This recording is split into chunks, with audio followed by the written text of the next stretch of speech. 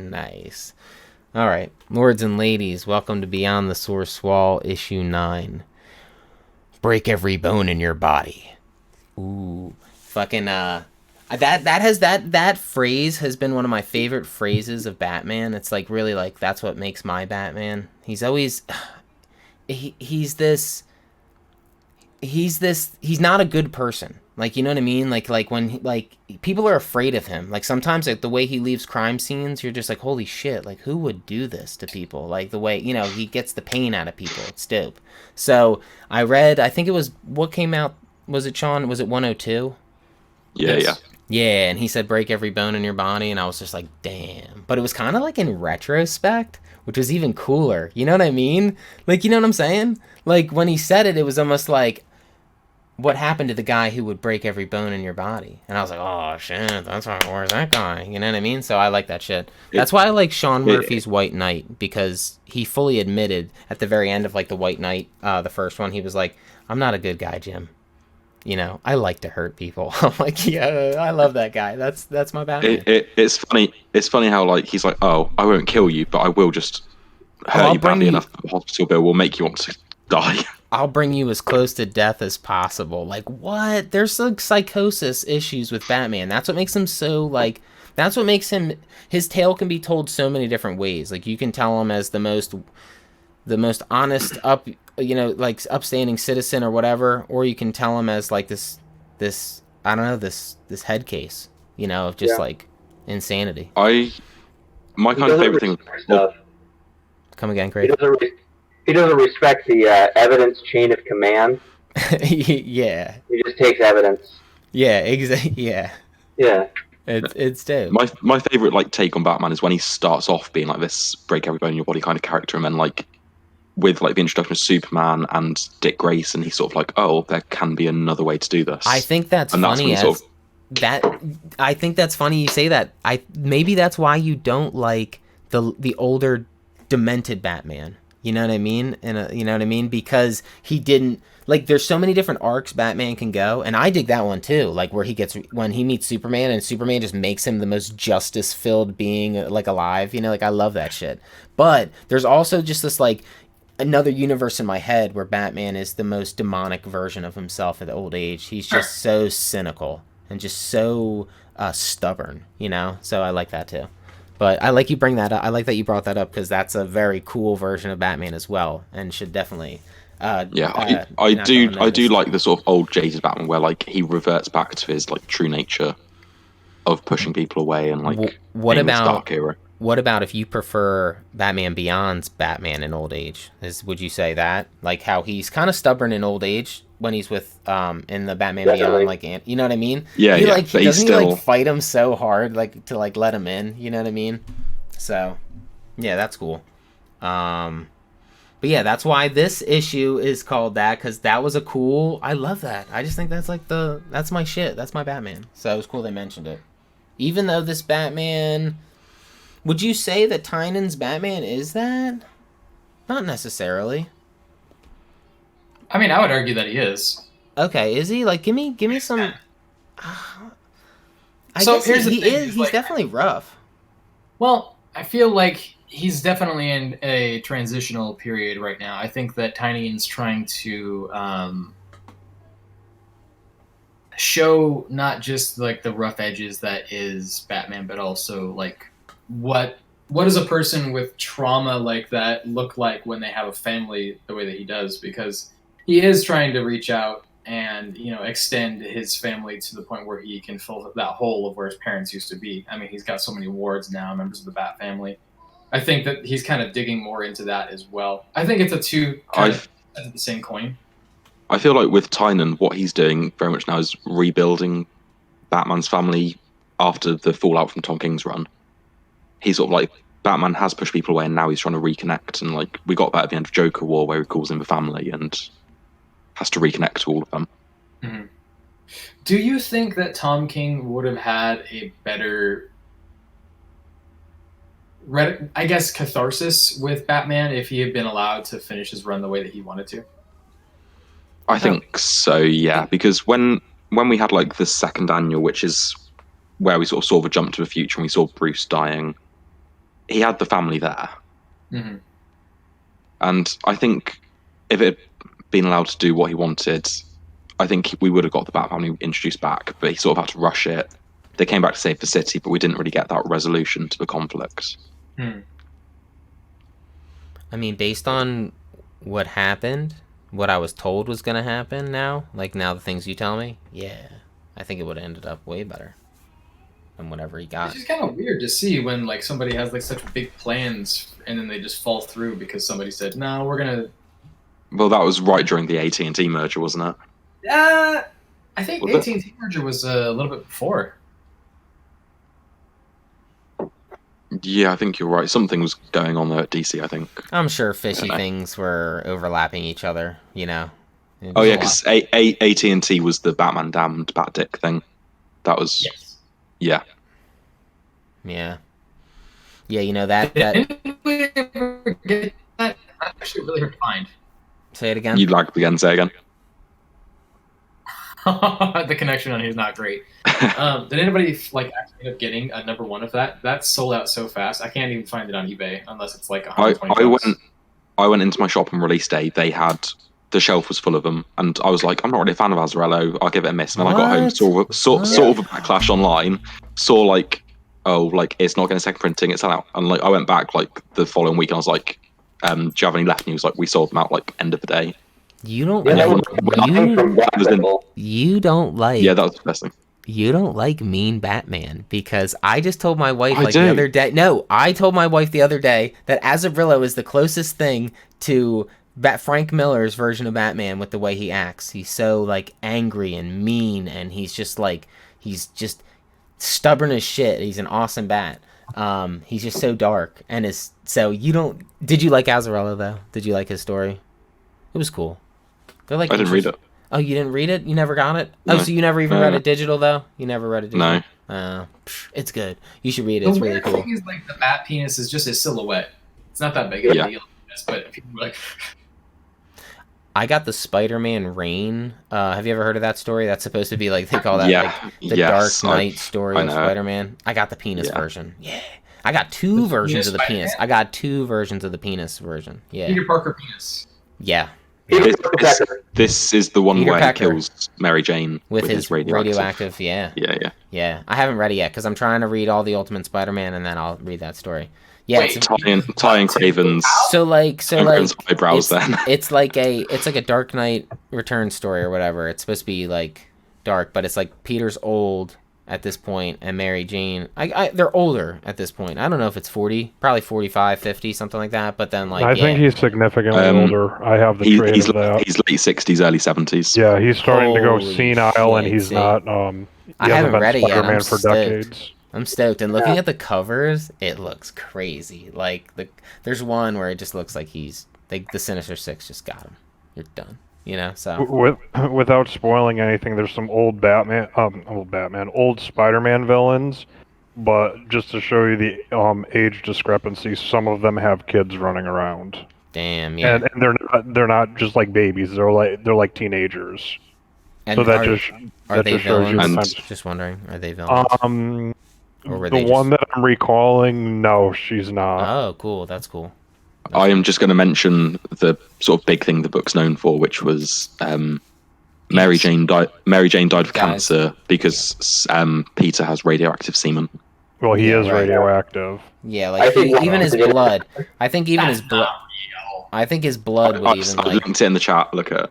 No, it's it there. is. It's there. No, Look at that's- that. Yeah, that. No, There it is. no, yeah. she's dying of cancer, and he said that every time they made love, every time he held her, every time he kissed her, every part of him had a little bit of radiation. It's like just constant. It's the Manhattan story if it was true. You know how like Yeah. it's so- the Manhattan First story thing if that it was pops true. up when I Google it is radioactive sperm. Yeah, that's Yeah, about so right. Sounds about everybody right. latched onto that just to make the joke and everything. But I'm yeah, stoked for the it was story. it was I'm a heavy super it was a stoked. heavy Yeah. scene. Yeah, it sounds super heavy. It sounds super heavy. So I'm definitely down for it. It's just almost a shame that's what it's remembered for in a goofy thing. Man. Was it actually a good story? It sounds like a great. It sounds like a great one. It's dark. It's just like one of those. It's dark. You're not gonna like it. It's just one of those spin-off kind of like the end of Spider-Man's life kind of stories. You know. Yeah. You know, and what happened, what led up to it. Wait, what year did this come out? 07, 06 to 07. That's why. Yeah. Yeah. That it's because they still had all that edgelords like taking over comics still towards the end of the 90s, and then that carries over to the 2000s for a little bit. And they're like, "What do we do? I know, radioactive spider come." Great. Now I have to read it. It was a little bit more than that because it was a really sad scene. Nope, that's it. That's all it is now. No. Just come. You've been Spider silenced. You've been silenced. Spider come, spider come. Get out of my head. Oh, you got a jingle there, do you? Nice. Radioactive spider come. Can't All right. you I'll look no, at- she won't. So that's cool. So see, you got Dark Knight stories of Spider-Man, Break Every Bone Batman. All right. I mean, let's go into our weeklies and. Should we introduce ourselves? We sort of skipped over that part. Oh Are we? yeah, we could totally do that. Oh, this is issue. Yeah, that's true. I'm Dave. Howdy. I am. I would like to say I'm the color commentator of this podcast. I make the chit chat. You know what I mean? You're the host. Yeah. But I don't want to be the play-by-play. Like, I couldn't tell you what artist or whatever did anything on any of that shit. But I know it was good. I read it. That's all I can tell you. So, color commentator. I'm just there to keep the chit-chat. But, yeah. Who else wants to introduce themselves? Anybody? Hi, I'm Tyler. Hi, Tyler. Hi, Tyler. I'm here. Ty, why don't you tell the people if they never knew, what are your big interests in comics? Like, who's your publisher of choice? Who do you resonate It's hard to with? say. Honestly, if I had to be on like non-biased, I would say probably Image, just because they end up putting out more stuff that comes out very frequently. That I'm like, yes, I need to read this before anything else. I mean, obviously, I've got a big Green Lantern tattoo, so I'm a little bit biased, but Yeah, that's fresh. That's cool. I collect Green Lantern and Spider-Man comics as my big priorities for the big two. But I mean, if you look at my collection, I mean, it's mostly going to be pretty evened out for the two of them. And the one I actually have the least of is my Image collection. But that's mostly because I'm trying really hard to complete my collection of Walking Dead. Nice. How many do you have left? Like, how far are you on that journey? I'm a little more than 75%. No, I'm actually at 75% of the collection right now because now I'm getting into the more expensive stuffs. Cool. I just haven't like put down the $1,000 for number one yet. Is that what's going on? It's coming.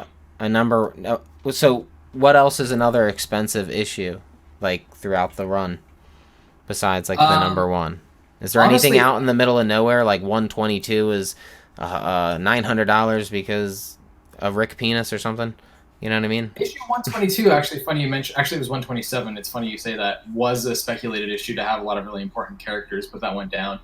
Okay. Issue 50 has been up and down because it's the first appearance of Abraham and shoot, I can't remember his name. He was the scientist. Eugene. Thank you. Yep. But a lot of characters Eugene. Eugene. Yeah. Yeah. The There's guy like with a the couple mullet. characters He's that in the died. show. Did he have a mullet in the show? Yeah. Yeah. Okay. Yeah. That guy's a dork. That's funny. Yeah, I He could does see a that. really good job as a character. Have you heard him speak? Like, actually, he's got. No, he's great. That's funny. I'd like to hear that because I there's a couple people that do that shit who are like, holy hell, and then you listen to them talk, you're like, are you kidding me, dude? You're a good actor because you really changed up for this. I'm not gonna hog up the spotlight too much. Go ahead. Yeah. Hi, my name's Sean and I'm an Yeah. alcoholic. Hi, Sean. Hi, Sean. Did we all just do that? Fuck. There you go. Oh, did you not hear what I said afterwards? No. So I get drowned. I said, hi, my name's Sean and I'm an alcoholic. No, we did Yeah, hear we that. heard. We heard that. We Yeah. all Oh, we heard thought they were talking about Hi, something Sean. else. So what are Sean, if you had to pick to let the people know what your main interest is, who's your publisher of choice? I'm a big DC guy. No, but tell him. getting Yeah, into, tell him how. yeah, getting. Tell him how it's hard for you to say anymore. That you're leaning towards something else. That DC hasn't been giving you what you want, so you're leaning somewhere else. The struggle. Tell him the internal struggles. Yeah, the creator-owned stuff's the big market now. That's what I'm getting into. But DC still has a special place in my heart, even though they're shitting the bed right now. No, same. Yeah, They're trying though. They're trying. I think they're doing cool shit.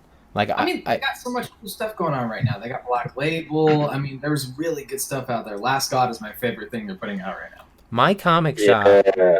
My comic shop guy we were talking about how if they were to do the do the multiverse, but do it like the Killing Joke multiverse or the Killing Joke universe, the White Knight universe, this universe, and keep doing it, I think they would have they might have ground for like a lot of different creative and then like their multiverse would actually like be super creative instead of just like, oh, here's it's just like, everything's just slightly different over here in this one, or this is it, like They I don't know. used to do that. That was a thing that they used to do. It just sounds cool. Like, so are you guys familiar with you know how like they have Lag. they have like Start again. say it one more time. You lagged my out. Boy, my Yeah. boy. you know how you have stuff like this, like Yeah. Yeah, that's one, one, yeah. okay, so before that they actually had a serious amount of like alternate Earths for a long time. See, now you guys are lagging on my end. But they used to do other verses in other worlds, Elseworlds. Elseworlds. Yeah, Elseworlds are dope. Elseworlds are They dope. don't call it that anymore. Now it's just Black Label this. Right.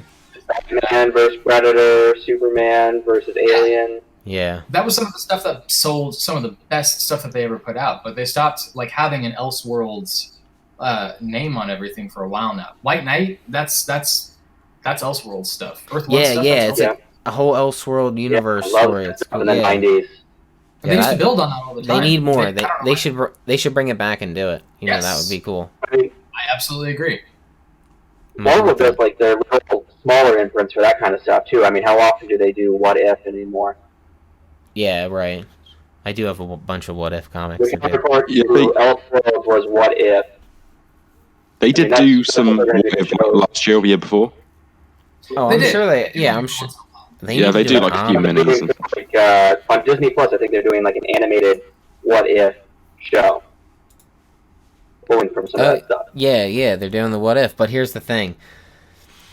So, the What Ifs, it's funny because I was trying to pitch these are the stories that Marvel's starting with, but I was trying to tell my buddy who was just like, he's concerned with SJW stuff being involved too like he refers to the women's scene in Endgame and says, I hope that's not where it's going. Like that Dude, type of I'm shit. excited for the Agent Carter episode. I know. So here's the deal.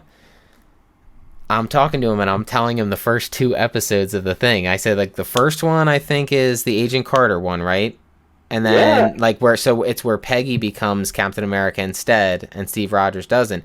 And then he's like, oh, Jesus Christ. And I was like, now if I had to defend it, she's actually qualified for the serum. You know what I mean? Like, she could meet the bar for the serum. So it's like, they have the actors returning to do the voice acting. Like, Yeah. will be voicing Agent Carter. so it was funny because he was just like, he rolled his eyes, and then when I tried to like, I was like, well, if I had to be on their side, I mean, he's like, all right, fine. He's like, what's the other one?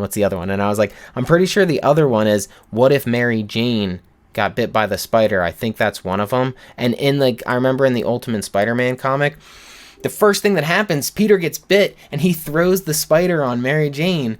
And like, so I tell him like, the next one's the Mary Jane spider. He's like, oh, Jesus Christ. And then I'm like, no, but this is what happens in the Ultimate Spider-Man. He's like, all right, fine. And I'm just like, it's kind of funny how there's grounds. There's always going to be grounds for it. You know what I mean? Like, if you look hard enough, you're like, there it is. Like, so that's, I don't know. They're interesting. I think they're going to be interesting. So he was somewhat pushing back because it hadn't been done in the comics, but as soon as he found out it had been done in the comics, he was somewhat more alright with it. Exactly. What do you call that person? Like a gatekeeper? Like, what do you call that? Like some kind of like gatekeeping. An or some shit. originalist. Yeah, that's all I'm saying isn't that funny? That's how the mind works, though. Like, these people are so like quick to be like, well, all right, fine, all right, fine. I can feel that knee-jerk reaction sometimes. Like, Dude, you never did this in the comics. You come to Pennsylvania and you'll hear it everywhere. Everybody's like that, literally. It's ridiculous. I can't believe how many people will do that, though. Like, they're okay with it as long as it, for some reason, got justified in their mind through something, you know, and that seems weird, you know what I mean? Instead of just being like, but anyway, those seem like really cool issues or episodes that they're going to release. Because, like, what's his name? Yeah, you said Chris Evans is coming back for it. Like, he'll be pre-Serum Steve. Yeah, That's dope. That's one of my favorite Steves. So many of them coming back. Yeah, that's sick. So it's actually really exciting, the What If series that's coming. Raven, I just realized something. You didn't do an intro, and I'm actually curious. What's your preference on comics anyways? Hi, I'm Craven. I like Image and Boom and Dark Horse, and I can't quit the big two, but I try. Oh, shit. Yo, you They could keep sell pulling me back in. You could sell the ads. You're pretty good at it. That was good. That was decent. That was decent. Yeah, hell yeah. Hell yeah. Can't quit you. Yeah. I think I'm done. And then they bring out Black Label. You know, all the White Knight stuff, The Last God. They keep running Batman Beyond. I can't quit that either. Yeah, do you feel like you're too far invested to quit it? Is that like a lot of the problem for Batman Beyond? It's the one I like. The one I keep reading. Well, no. I know. It sounds like they're reading it. Okay, or they're not. Great stuff with the current series. They're not dragging you through the mud, like, you know what I mean? Like, it's not, oh, okay, good. Okay. I feel like somebody just kind of let them off the leash and let them do whatever they want for this current series. They've done so many like groundbreaking things. Yeah, that's. And cool. they get to go all the way to like issue 50, so that's a pretty good milestone. It's So the and then longest is longest Bruce series, I think. is Bruce even old man at this point, or is he dead, or is he still in it? No, he's still old, man. He's still Okay, he's kicking still in around. it. Okay, cool. Yeah, But now tell me, his name's Terry, right? The guy who's Batman Beyond. yeah. Terry McGinnis. He has a brother in this comic. Yeah. I don't get how many times they always expand the families. You know, like Lucius's family is like 12 fucking people at this That's what they've point. done this entire series. Like they got a new Batwoman. His brother becomes like the new Robin off and on. They bring back. His brother was from a cartoon, though, wasn't he? Yeah. Yeah, But they he was bring from back Damian. Yeah, Damian's okay. in like a good chunk of the series. They bring back Dick Grayson. They bring back Barbara Gordon. They figure out how to bring back the Joker from the dead. Is he You know, all sorts of cool stuff. operating in his own Batman Beyond universe in this comic? Like, meaning like I'm just like, he doesn't make appearances in any mainstream stuff, right? Because they brought Batman Beyond into the main line via Future's End back in 2015. Okay, so was. did he meet a young Bruce Wayne, like a Batman? Yeah. Ooh, that's He's fucking a couple sick. times, like, you know, kind of big spoilers, but he, you know, towards the end of the series, Yeah, he, you know, fucking- travels back in time and faces off against, you know, today's Bruce Wayne. That's sick. That's so cool. Damn. Yeah. That's He's awesome. like, I can't, you know, run into Bruce Wayne, and then I'm a sucker. Batman, I'm a and then, sucker like, for all that shit. 5 pages later. Hold on one sec. Tabs. Evan, I want you to know that I have nightmares about your microphone tonight. I'm sorry. We'll figure it out. Tabs, what's cracking? I know you're a little under the weather. Are you up for a little, let Tabs people know? 9. Let them know that you're the ladies' man of the group. Definitely not the ladies' man of the group. Don't lie to him. Tabs reads the lady stuff. He kills it. Goddamn lie to me. He's got me on it, too, because I've been wanting to read the lady stuff, too. She-Hulk. Tell him. Instead of Hulk, it's She-Hulk. You know what I mean? I had a bunch in my head, but they all went out. Oh, instead of Spider-Man, it's Spider-Woman. Or Spider-Gwen, you know? That's cool, Yeah. though. I like that take. Yeah, I just actually had a conversation with one of my LCS owners about it was actually more Spider-Man in general, and just how well like the quote-unquote Spider family is because even though they're similar, they all have such distinct personalities and lives. They just really stand out. And he's like, I totally agree. And I worked for DC, and they haven't figured that stuff out. So can't do it like Spider-Man and Marvel for whatever reason. I don't know. I feel like both sides have their own kind of issues. I feel like whenever I read the Spider-Verse family, I always get... Like, the Dan Slott Spider-Verse run was primo choice. Everything lately has just been kind of like, is it there? I feel like at least with Tynion's Bat Family right now, it stands out enough that when those characters are being written, there's no part of me that's like, that's not what this character is like. That's not what I would like to see with this character. Like with Tynion's anything right now. I mean, I'm reading it and I'm just being like, yeah, absolutely. Spoiler. I mean, with Oracle, especially right now. Well, I don't know if she's Batgirl or Oracle right now, but either way, that's something I'm actually excited about. I don't even think she knows at the minute. I mean, she brought that up. That was an interesting dynamic. Yeah. I really need to read the Detective Comics run. It was more so on how Silence. cyclical a lot of the DC stories are. Like Three Jokers, how we mentioned, what was it, a week or two ago? How it almost kind of felt like a modified Killing Joke in a way. Yeah. With a similar monologue, and that's kind of what the conversation was. And it's like, you have the Spider characters, and like, Ghost Spider, Spider-Gwen is just like a retelling of Spider-Man, but even though they kind of spin it, they all break off in certain directions, whereas a lot of the DC characters just feel like they're stuck in the same cycle the last several years with some of their arcs. Like they just can't break away into new ground for whatever reason. They start pulling away and then they come back and it's like, oh well, this is just like, whatever arc from years ago. And he's like, yeah, even with Yeah, we brought it back. We brought it back.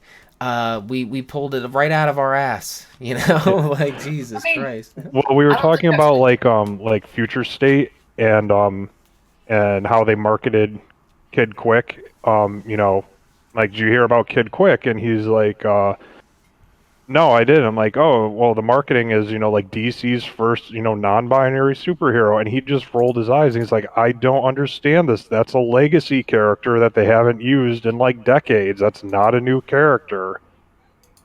DC has a non-binary character at the minute in Suicide Squad. Well, don't say Grant Morrison. Well, that's not how they Morrison. marketed Kid Quick or that the new Future State one. Ooh, that was dope. Nobody's gonna Suicide congratulate. Squad, we've got Vieri. That was dope. And Todd. they are. That's all I'm saying. That was dope. Grant Morrison. I was just thinking about him in my head. He's the guy who did the Source Wall. He's the guy who did the Source Wall. Right? He's the guy. Is he the guy who wrote in like the Source Wall and shit? Yeah. No wonder he's LSD non-binary person. It all makes sense. Like that concept's crazy. He's crazy. Man. It's nuts. Didn't they do something with Wally West in the Flash TV series? We're gonna have to get used to the they/them pronouns with Grant Morrison. That's they them. What if you refuse? Is there a way to is there a way to address somebody with never a pronoun ever? Just their name, I guess, right? Yeah. They and them. You keep saying their name. You just say their name. So you never say If you look at Sam Smith's Wikipedia, it's always Sam or Smith. Gotcha. He's a non-binary, right? Yeah. Yeah, okay.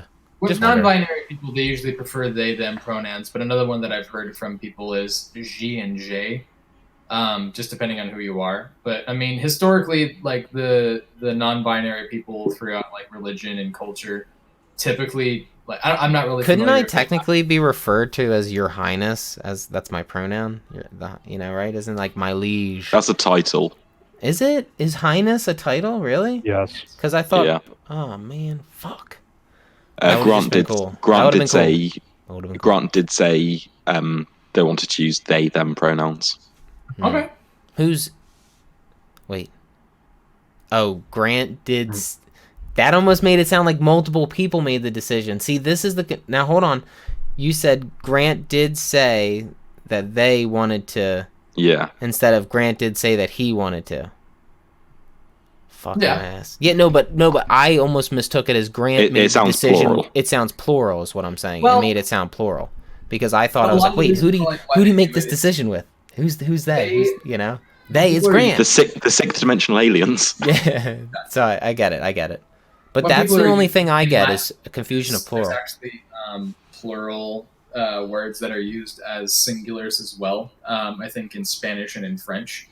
So I think that's where the idea comes from. Okay. We're not the only Makes language sense. that are doing that too. For example, you know how Spanish has had the whole Latinx thing going on? No. What's that? So Yeah. to be more inclusive, white people invented Latinx as a means of being like more inclusive because Latino or Latina is gendered. So to be inclusive of people who are trans or non-binary, they wanted to have Latinx, but Hispanic people don't like it and they think it's white people trying to tell them like how to control their language. So they responded and made it Latin. That's juicy shit. That's some juicy shit right there. I could see wars breaking out over this, to be honest with you. Actually, it's interesting. A lot of Spanish-speaking people have started using L and E as a means of being more non-binary inclusive as well, so they can be more Yeah. progressive. It's interesting. I always thought language that has a gender, like, you know, all the romance languages, they always do like the it's either masculine or feminine. I'm always like, Yes. damn, that shit's mad confusing. Fuck that. I'm No, sorry. it is. It's weird too. I'm Dude, like, god you know damn what, it. You know what the word for wife is for in French? No. What is it? It's the same word as handcuffs. That makes so much. Yeah, but that makes sense. I get that. I can't. I'm just fucking around. You be my boyfriend. But yeah. All right. Hell yeah. We've all been introduced. Okay. Cool beans. So if we were to now, Really quick. say it. So What's up? somebody mentioned that Kid Quick is a legacy character, but I'm confused. I'm only seeing Jesse Quick. He's and Johnny Jesse Quick, but Quick's. Sorry? It's his. Give me a second to find it.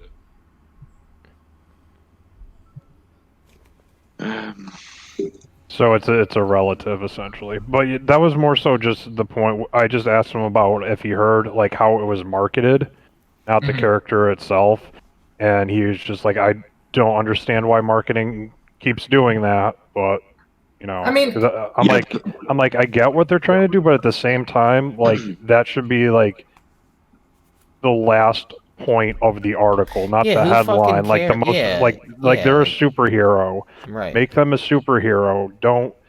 They're trying to like reach out into a demographic to draw them Let me in, touch which your is heart. fine. Which Yeah, is let me which touch is your heart. fine, but it's like, well, what happens if you start reading it and you're like, you know, this person is absolute shit. Like oh, what's one of the classic ones with X-Men when they made whoever did it made like Bobby Drake like suddenly homosexual, and they're like, Bendis. that was yeah, and they're like, Did you know- he was an asshole. They're like, he was abusive. He was just nasty, and now everybody's like, oh yeah, we're gonna forget that ever happened because it was so bad.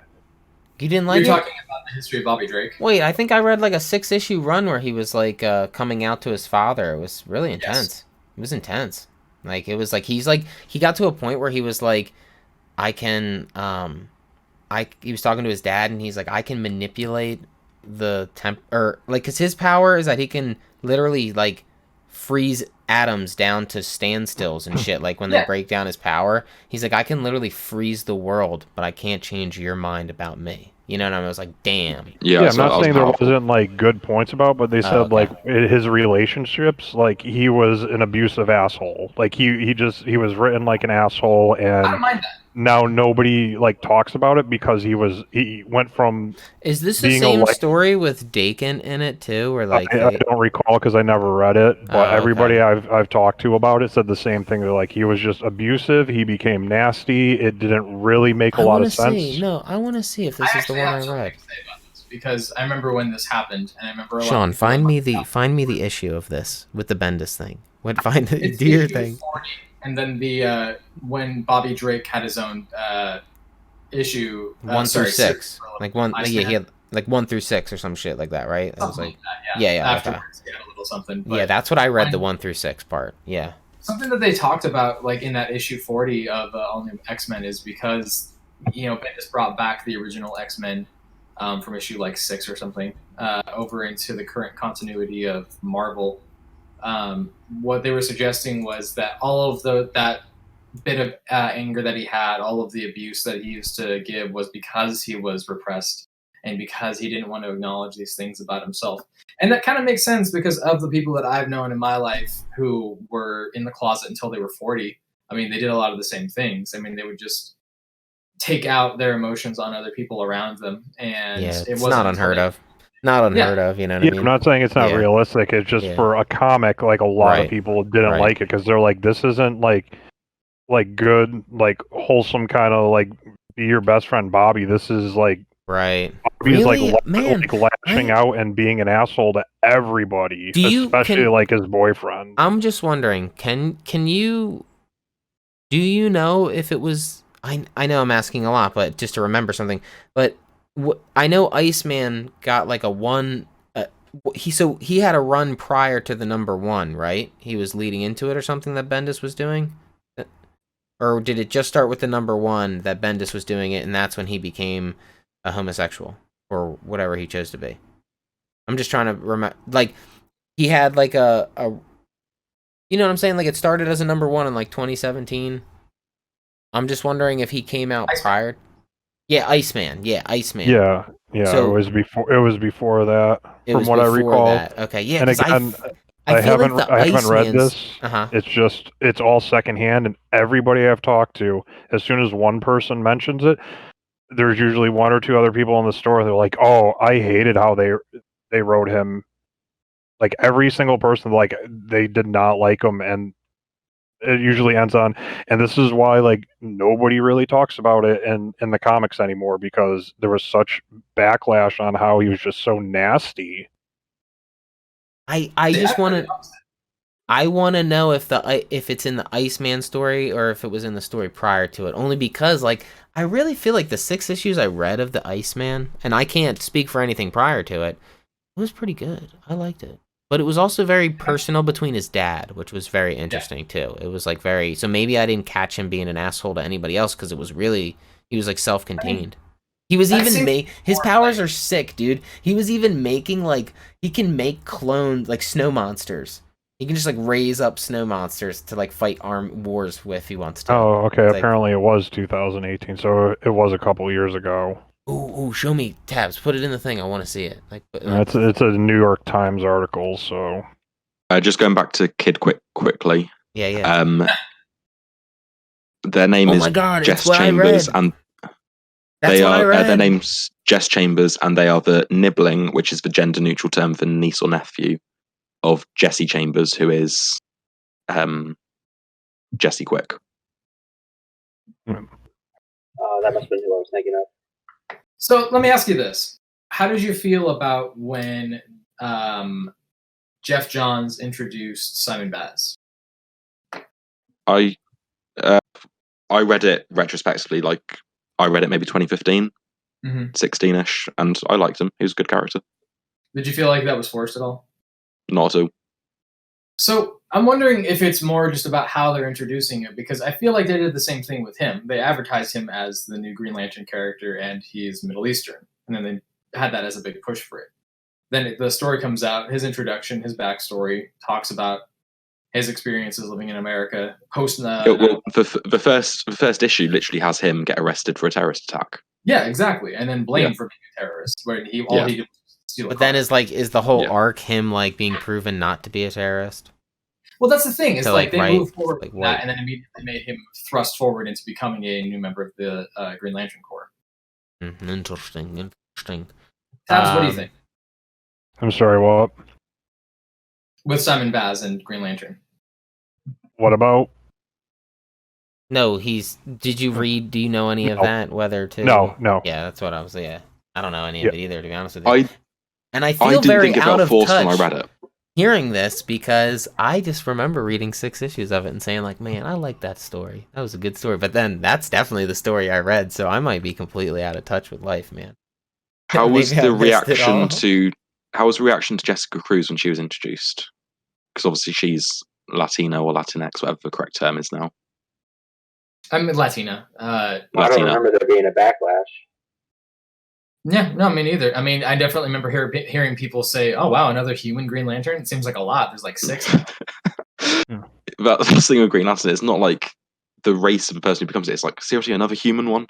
Do they have like what are they called? Like, so you have like the Bat family. They're just like the Lantern Corps. They're like, yeah. I guess what I'm trying to say is like, look at what happened with Batwoman too. I mean, the same thing happened with that. Even with the television show, people were freaking out about like, oh, she's a lesbian. Oh, social justice. There was a lot more backlash to Batwoman than there was anything else I can think of. Which is Well, weird. it was also. The Arrowverse. It didn't help. It was a terrible show. I was just gonna say it was a bad show on top of The it. backlash happened before the show ever. Oh yeah. Yeah. Well, What did you say, sorry, Ty? No, I was agreeing with Crave. It was way before the show. I mean, I got into big Yeah. arguments with people online about it, and they're like, "It's just they don't like the comics." I'm like, "You haven't watched the show. You're angry she's a lesbian. You're angry she's the cousin of Bruce Wayne. But all of that's canon. That's all real. Yeah, yeah. That's in the comics. So what are you angry?" Some That's people are when they- just angry about it for stupid reasons. What I don't agree with is when they come out with an article like that and said, "Hey, new superhero," and then the very next thing is their sexuality or something. It's like, okay, but let me get to know the character, let me enjoy them, let me see how they are, and then go from there. Like that, to me, that shouldn't be a selling point, because then it's just. And I know it's a touchy subject, especially if you say pandering, but it's like, why? That's like the very first thing that they're trying to sell you on. Buy this because this character is like that. Not do this because this character is, following in the footsteps of their hero, like Superman, Green Lantern, Batman, Spider-Man, whoever it is. Like, let them carve their own path. Give me a couple issues. Or like an arc. Give me like a couple of years. Like, I really like this character, and then like just, hey, it's like, oh, okay, because then I'll just like flip the page and be like, oh, okay, whatever, and move on. But you're marketing a lifestyle, and that's what I don't agree with. It's the first thing in marketing is like, bam, put that on the headlines. Because did you pay attention to what was going on with Bendis when he was writing Superman for just like a little bit? So when that was going on, similarly, the news like spoiled everything. They spoiled him coming out as Superman. They spoiled Bendis doing all this stuff. I mean, they even spoiled the how he was writing Man of Steel. I feel like there's a lot of decisions that are being made to like, how can I market this? Something that I'm studying in my mass media class is in journalism. The thing that they're trying to do is sell you what the article is about. They're trying to sell you about what that is. And a lot of the times, honestly, corporations do have a lot to say in what those articles are going to be like. I mean, there's a reason why lobbyists exist. There's a reason why PR teams exist. And that's unfortunate, but it's a real ass thing. I agree with you that there's a heavy-handedness with these things. I mean, obviously, Snowflake and Safe Space. I'm still waiting. I mean, that's an absolute prime example of that. It's just like, and I'll fall back on it. That was a creation just to intentionally piss off a certain percentage of the internet, and there was nothing of, personally, I feel there was nothing of value there, because it was just a huge middle finger to say, screw you, we're doing this. And it's like, but literally nobody likes it, because everybody's looking at it like, this is a joke. Like, this literally has to be a joke. I'm telling you, it's that level of political correctness where it's just offensive. That's a good way of putting it. On like a little bit of a tangent. I'm, not exactly comic related, but I don't know if you guys are. Am I coming through okay? Yeah. Okay. I don't know if you guys are familiar with some more animated shows like Gravity Falls or Steven Universe. Sure. I've heard of them, but I'm not super familiar with them. There's a newer Disney show, Owl House, that came out like over the summer, late summer. Oh, I saw the first episode. I love that show. Yeah, and so I mean, there's a certain portion of the show that is dedicated to all of it's about finding yourself, finding your place, how you fit in. Everyone's weird, kind of stuff like that. Yeah, because she's in a magical world with witches and monsters and stuff. And then they have different characters that are bi or gay or have different gender identities, because when you have a I don't know. Anyway, I mean, that doesn't sit so, front and center. No one, seems to, I don't remember any sort of backlash about that. That's just, that's part of the show. That's part of who the characters are. Yeah, because the first, you got to know who the character was, and then she met the witch. I can't remember her name. but then it's literally exploring the world. So it's organic. It's not just, hey, we made this, and then you're going through like your tweets or whatever, and somebody slaps you in the face with this and says, hey, look at this because of what? That's like the backlash Cyberpunk got with their what is it? The gender swapping. Yeah, the mix it up ad in there, and people saying it's transphobic and everything. It's like you're missing the point of what it is. It's a corporation selling you a product that can do something, and to them, you're a consumer. It's more so on that. Like, I get why people are upset, but at the same time, it's like you're missing the point on it. Or missing the point that they're trying to establish that you are dollar signs to them. Sure. And I think ultimately that's what a lot of people miss too, is it feels like more and more, and it could just be, it's probably just marketing, which I don't agree with how it's being marketed, that they're just seeing dollar signs and, hey, we can sell to this specific group, but it's like percentage wise, like, and I'm not trying to downplay the significance of it, but just hardcore business sense, what percentage of your readers are going to identify in that way? Sure. And draw them in. And again, not downplaying it, just saying strictly business, just look at the numbers kind of thing. Sure. But when it's more organic, more people are open to it. It has to make sense. You have to like the characters, but if you just slap somebody in the face, somebody's instantly going to be like, well, I'm not going to read it then because they're like force feeding me. Sure. If I'm hearing you correctly, and tell me if I'm hearing you correct, you're saying that it's more productive and it's more efficient and more meaningful when it's an organic process. Say, for example, when the creative team makes the decision to introduce characters like that, or they've decided to do so, rather than a corporation, a company, using it as a selling point, which does seem to be the case when you live in a country that prioritizes profit. Exactly. Like Department of Truth that we're all reading. Mm-hmm. I can't remember the main character's name, but when he's like having the breakdown in the first issue, and he's just saying, "I want to go home. I want to go to my husband. I want to feel safe again." That's organic because you don't know anything about the character, but he establishes it organically because he's scared. Yeah. You see he's scared. That's something Tynan does really well, because Agreed. the main child in Something's Killing the Children is gay or bi, or it hasn't really gone into it, but we know he had a crush on one of his schoolmates. Yeah, and presumably gay. The main character in Wind as well was gay, and he writes it in a way where it's not heavy-handed. It's not even really relevant to the story. It's just sort of there. Exactly. It's a not seed this of character building. Exactly. Yeah. That's more so what I'm getting at. The with intent everything. of writing it matters a lot, I guess.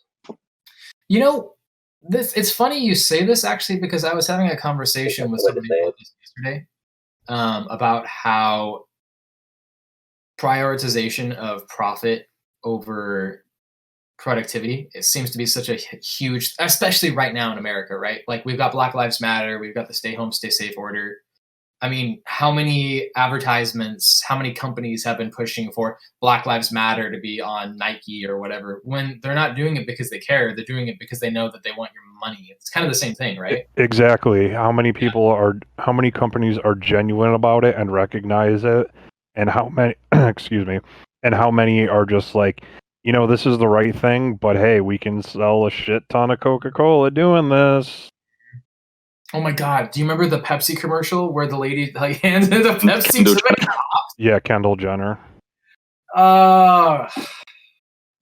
I don't know, man. I agree. I think that there's like a big issue with corporate America trying to use something that's actually meaningful as a way of selling a product. But then at the same time, like, how else are we gonna get some of these things across in corporate America, right? I mean, it's a challenge. Yeah.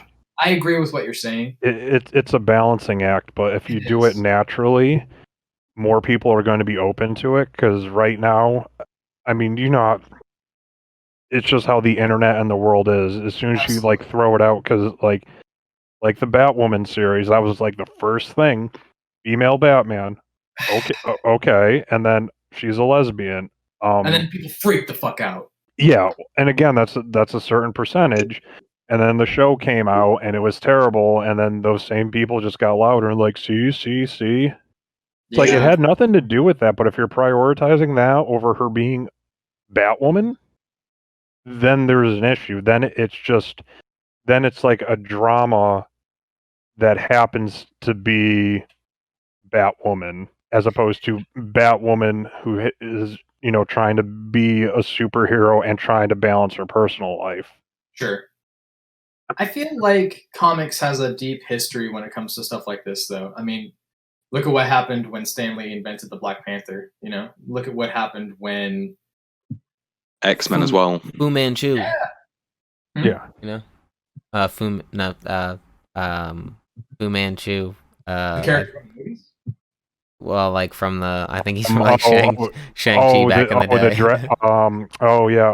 What's his right, name? they got rid of Fu Manchu. I forgot. Yeah, and like Fing Fang Fo, shit like that. Well, he's a dragon though, right? So yeah, but I'm saying like I'm pretty sure they had like Fing Fang Foom or something, but like Fu Manchu or something was like a dude or something. Dave, I don't know if you know about this, but actually Fu Manchu was a caricature character created by a white person, portrayed by a white person back in the 1940s and 50s. Yeah, and that's why that character was introduced in the comics as an enemy. It's weird. All right, cool. So I think we're all pretty we're all pretty decided on the fact that if you write it good, it's good. You don't need to advertise it. Okay, yeah, I believe the same thing. Yeah, that's more so what it was. It was just like, oh, here's DC, slapping. Yeah, you don't gotta tell me. Again. You don't gotta tell me. I don't go to the bookstore and go to like the non-binary section, but I could care less if it was written in my story as long as it was written good. Like I don't look for it. I don't care. Just write a good story, whatever it pertains. Let me read it. Exactly. I'm cool with it. Exactly. Like I'm reading comic book news and I want to know like a little bit more about it, and it's like, oh, cool. Here's info on the Flash, and that's the very first thing. It's like, what does it matter? Yeah, right. Always trying to. It's almost like a fallback. They're trying to lean on it. Like a crutch. It's a crutch, and they're using it, and it doesn't. And crutches, when they're exposed and you see them, they make you look weak. You know what I mean? Like that type of shit. But if we were going to go into some weekly stuff, I just had some weekly things I wanted to bring up for these books I read. I read a bunch of stuff this week, like all over the place, but I wanted to go with Cyberpunk real quick. Yes. Who read Cyberpunk? Me. I did. Okay, cool. It's cool, man. Like the world, I have no idea about this game, man, but this world they're building and stuff is really cool. And I almost think that this story is going to be in the multiplayer, meaning like you're going to be a med team trying to evacuate a high profile client and there's a gang that's on the ground. Like I see them do that like almost like Among Us. It's 1 person versus 10. There's like all these new style of games coming out, and I have a feeling like this is like a fucking multiplayer comic. This is what you're going to be the med. Cool. What if they let you join the med team? I would join, dude. It's sick. I think this is so badass. The shit that's going on here, and her, I forget how it ended, but I know it ended with her, would you save me, would you not save me, right? Like, yeah, because she's having hard times with her job. She's trying to, like, rationalize her relationship and her job, and the fact that, like, it's tough. This is cool, though. I'm excited to see how this ends. Like, what's it gonna be? Do you think she's gonna, like, get justice, or do you think she's just gonna be mentally scarred by the end of this, like, encounter? I think everybody's gonna end up dead. Yeah. But do you think... It's that kind of world. Yeah, dude, it's drawn like that. It's really good art as well in this comic. Really cool shit. I feel like there's a bit going on with this that it might be like an editor's fault thing. I feel like there's so much about this that I love, but I feel like a lot of it's rushing to make sure that it meets that 4-issue mark. 4 issues, yeah. Which, that's fine, I guess. But I mean, if this were a 6-issue arc, I would have picked it up as well. I really like this, and for me, I feel like this is a really good combination, like noir story that I love to read about. Especially lately, I really got into crime noir lately.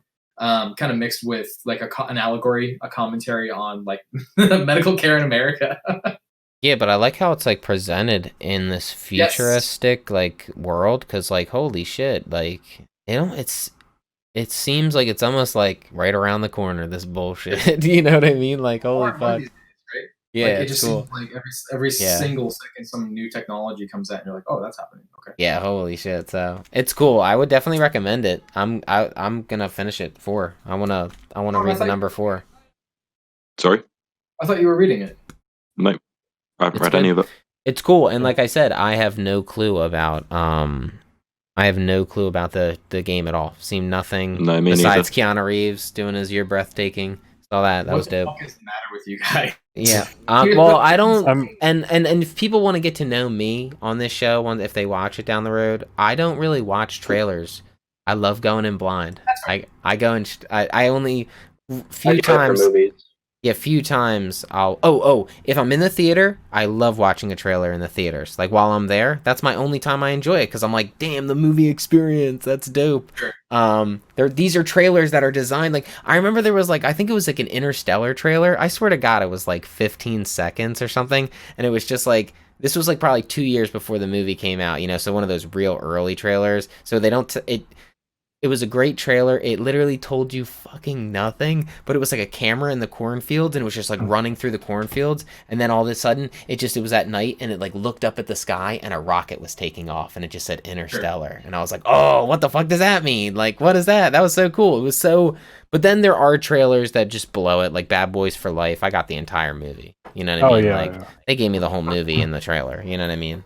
That was just Well, ridiculous. I mean, at least with like Cyberpunk, No, I I mean agree. the world's pretty much already established with Mike Pondsmith's tabletop, his book. Yeah, definitely. So I mean, and they just built on it with him. So it's not like they just took it. That's really And no, cool that he's they been over did that. there, and he's like, it makes sense for the story because it happens after like the corporate wars that he established and everything. But there's so much there. So in regards to like the length of the comic, there's already such like a large world if you if you go into it, and especially if you play the game.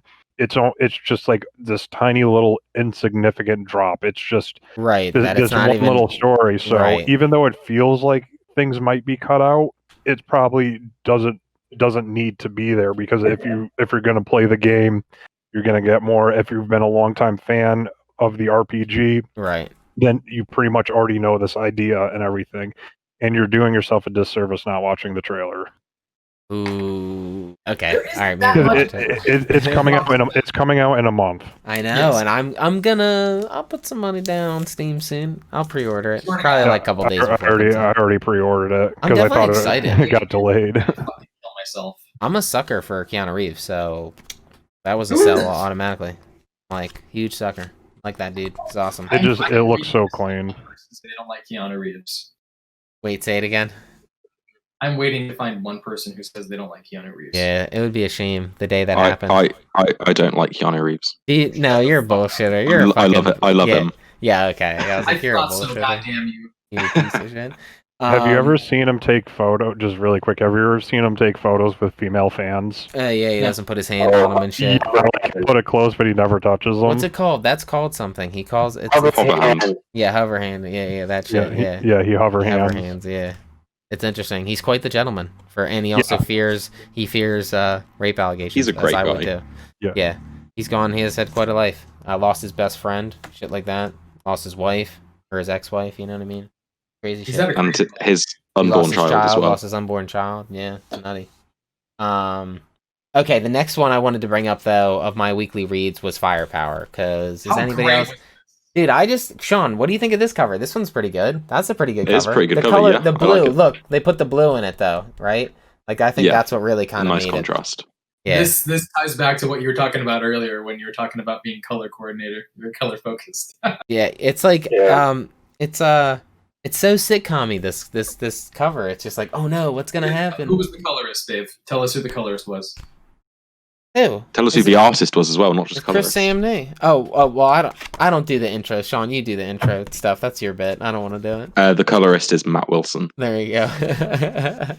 He's killing it though, dude. That guy's gnarly, bro. And you said he was the colorist for Black Widow as well, right? Yeah. Yeah. Dude, he's gnarly. Him and Sam Nee go together like fucking PB&J. It's dope. I'm gonna start Dave a fan club called Colorists Unite. Yeah, you gotta respect the colorist, dude. Dude's killing it. But this is a great comic. This might be my favorite ongoing comic right now. This is... Jeez.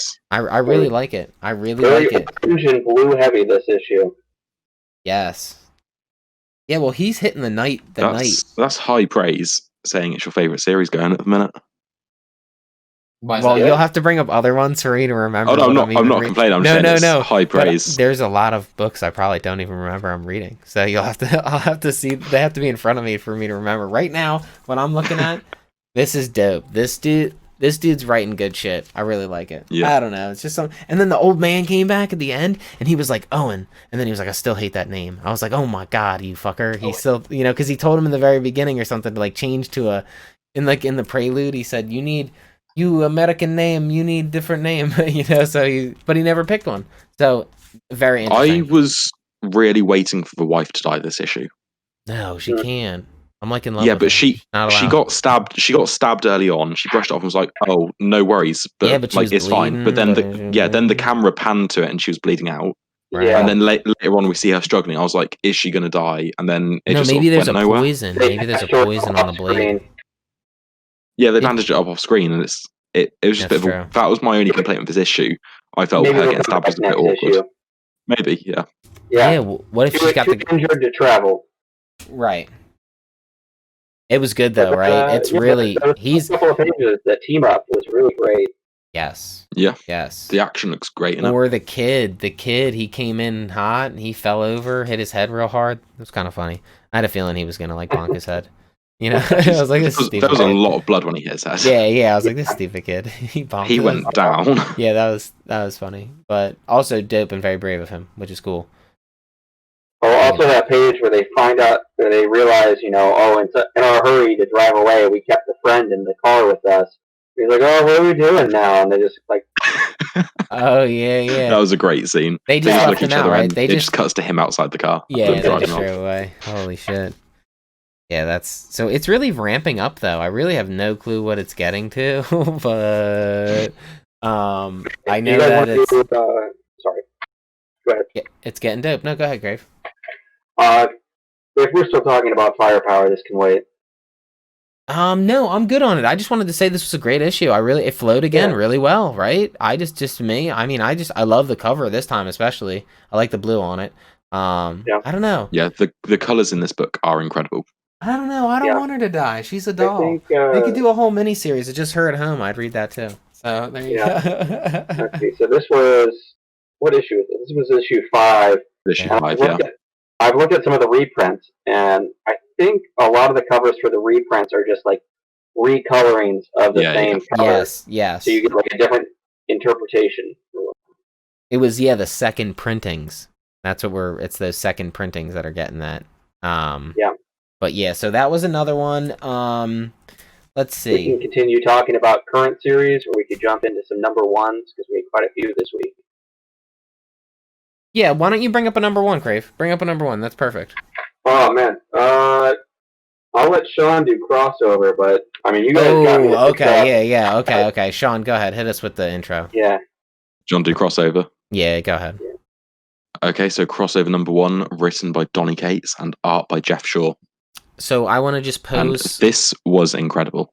I want to just pose one thing. Did this do it better than Commanders in Crisis? Because they're essentially the same thing. Am I? Infinitely better. Yes. Okay. I think it did it. I think it did it way better too. I just wanted to make that comparison. Am I right to say that they are kind of the same concepts, and this guy did it better? Like his execution of the fucking, I don't know, just like having all these superpower people writing a story, not the story itself. It's the same idea itself, of having trying to just blow up a fucking series right off the bat. Like it's just like it's something you already knew or something. They're both doing a comic book Crisis event. That you have no Commanders prior. in Crisis are doing a much more traditional job of the superheroes, like the multiverse is ending, the superheroes are fighting, but then this completely inverts it and brings it into the real world, which is real neat. I find incredible. Yeah, really good. I think Tabs, is this your first Donny Cates? Tabs, you read this, right? Yeah. Is this your first Donny Cates? I'm gonna have to assume so. I usually don't Like really focus on a writer. I might focus Yeah. like on an artist, kind of like how I'm following Mirka Andolfo Have you right been now. Have you been reading any Venom? Just wondering because he is doing Venom. So if you ever read any of his, like, The only one I read was the last was it Web of Venom that just Okay. came out with Null. I'm pretty So, sure that's all Donny Cates stuff. Empire's End, Yeah. just because it's It gonna. might not have. It might not have been written by him. him. Yeah, it might not have been Yeah. him. Is this do I have the- Is this King in Black a Donny Cates event? Yeah. Okay, so you'll probably get some Donny Cates then too. How did you feel about his writing, Tabs? I feel like he writes really well for like, just like as I read it, I was just like, man, this feels like the conversation. Like everything feels like good conversation. Yeah, no, it flowed really nice. I'm actually looking at that King of Black. I don't think he did this one. He really No, it was Clay Chapman who wrote this one. he nailed that comic book conspiracy guy or whatever. We don't take the comics from we don't want your post event comics, man. Yeah, because it's propaganda. Stuff. Yeah, propaganda. I love that shit. That was hilarious. Yeah, propaganda. I really liked what this did. Like the general plot is something happened and all the comic book characters came into the real world. And I find that such an interesting idea. Yeah, they broke out of the page, Yeah, and they locked themselves in, was it Colorado, they said? Yes. Yeah. Okay, but this ended this ended with us not really knowing anything about this girl still. She might have are we supposed to assume that like the way it ended is that we know that this boy's life and this girl's life are intertwined it's going to be a love story. Right. Well, we don't know if this chick who wears the mask, she is just a comic book chick. She doesn't have, or comic book store worker. She's not going to have any powers. I think she's just a fan, I think. Okay. Well, she's looking at this photo with a drawing on it. And who do you think that is? That not, or who's that going to be? Like, just that looks like that looks like Superman. Yeah, right. For legal purposes, it's Uberman. Ooh. Yeah. But this is a story about hope. Yeah. Right. Who embodies hope more than Superman? Yeah, that's dope. That's beautiful. That's what the F stands for. That's beautiful. Yeah. On my planet, it stands for hope.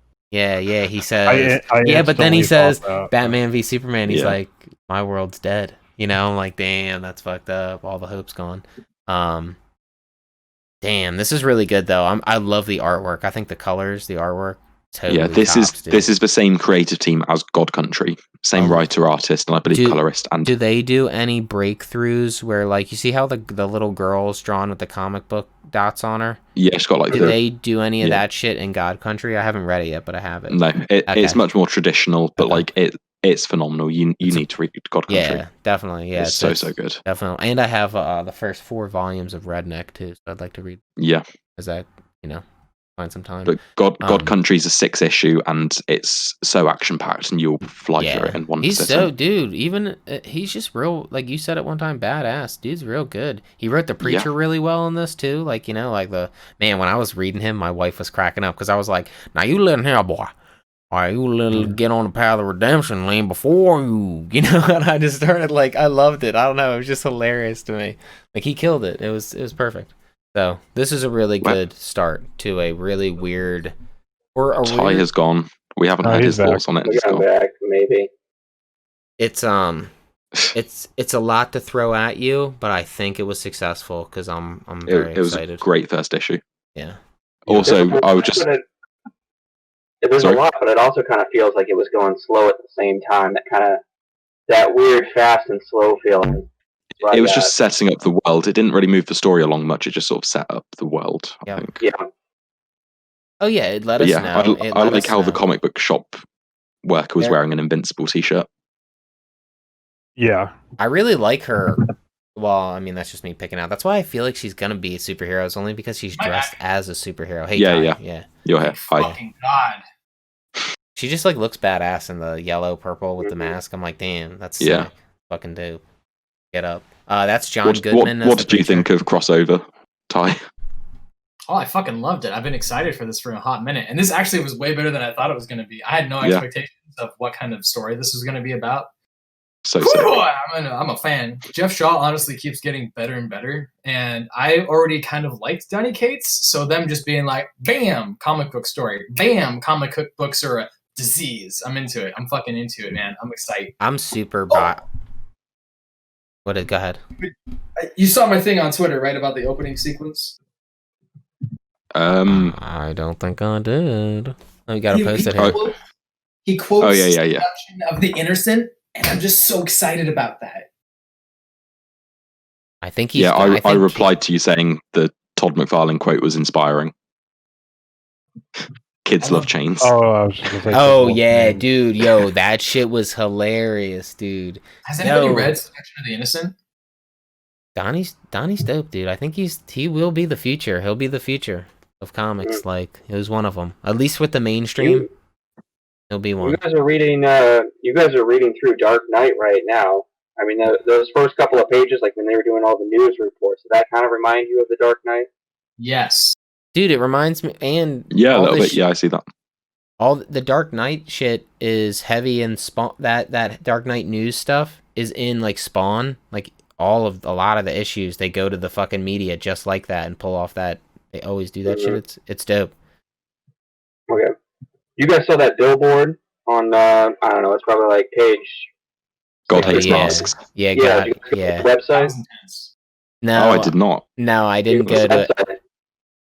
Is it lowbaptistministry.com?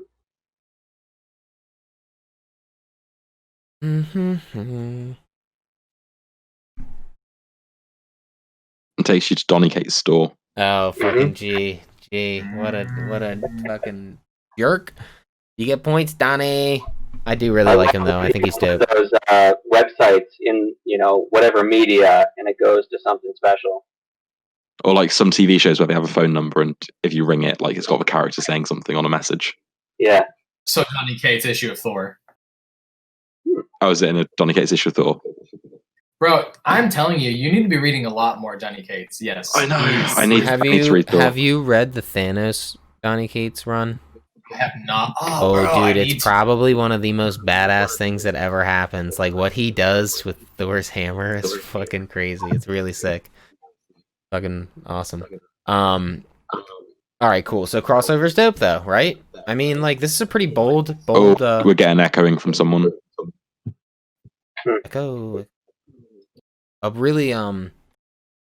a really bold attempt to try to just kind of pop off with something like this. You know what I mean? So if you guys look up anything about the T-shirt that said Wortham was right. Oh, I saw that too, and I did not look it up. I know. I linked the Wikipedia page for Frederick Wortham, the psychiatrist and author. Seduction of Innocent. Yeah. Yeah, he's quoted in the beginning of the book. Yeah. So the reason why I was asking about this is because, I mean, so one of the reasons why some really old comics is considered really rare these days is because he wrote this book that said that Batman was a gay pedophile, that Wonder Woman was a dominatrix, and that Superman was a communist, and that these comic books were trying to... Whoa, that's trippy. Oh, That's he's so the psychologist trippy. that started the whole congressional hearings Comics code. And the comics code. Of the comics code. Yeah, to self-regulate. To be fair though, Wonder Woman was very kinky early on. Have you heard anything about William Marston, a pedophile? the creator of that? Yeah, of course. He was the guy who invented the... What was the name of that movie? Polygraph. Polygraph. I know what you're talking about, but... Polygraph.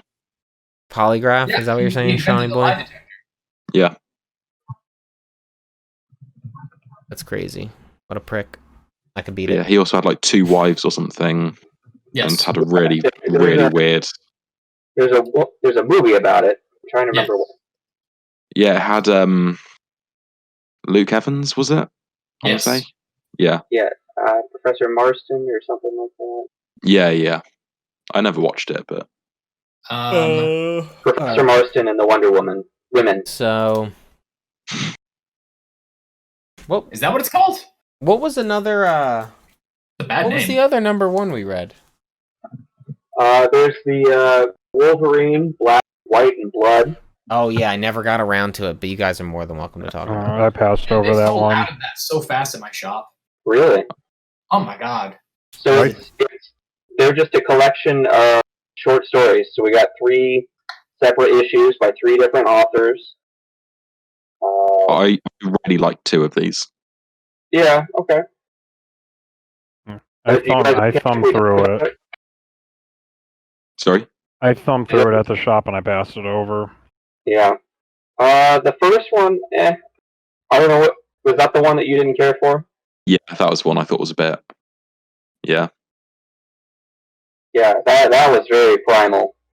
It's so they're going to cover like different short stories for Logan's entire history. So they say Logan, Patch, Weapon X, Wolverine. We're just going to like slip into different times in his life and just do tiny little stories. So the first one's about Weapon X and like the experiments that they did on him. I think they go. I think they go back to maybe like issue 1 of or like the first appearance of Wolverine and kind of mix that in because he ends up facing off against the Wendigo. I think that's the first appearance of Wolverine, right? Okay, I don't know. Okay. But it's Wolverine as Weapon X. He's got all the battery boxes and the helmet. Yeah, he's got that helmet. Yeah. Yeah, so he's facing off against the Wendigo, and it's just 2 monsters in the woods. They, set him free to go fight the guy. The first one was kind of meh. The art was great, but yeah, the story was just kind of a bit. I think the second one was probably the best one. Yeah, it was. We have a title for that. The second one was called "I Shall Be a Wolf." Okay. Ooh, that's Wolf cool. in sheep's clothing. And it was written by Matthew Rosenberg and art by Joshua Cassara. Oh yeah, we didn't say that for the first one. If you wanted it. Written by Jerry Dugan, art by Adam Kubert. The Beast Within was the first story. Yeah, the Beast and them. So we got Adam Kubert as the artist. I don't know how much his art style is somewhat similar to his dad's, I think. I got to go back and look at that. But I really like the second one, where we have Wolverine. They do 48 hours earlier, and then they have Wolverine now, and he's it's Wolverine as a spy, and it's great. Yeah. So it's not Patch, but it's just Wolverine before anybody knows who Wolverine is. So he's working with Nick Fury. Does it give a date or a year? It has to be during the Cold War, I think.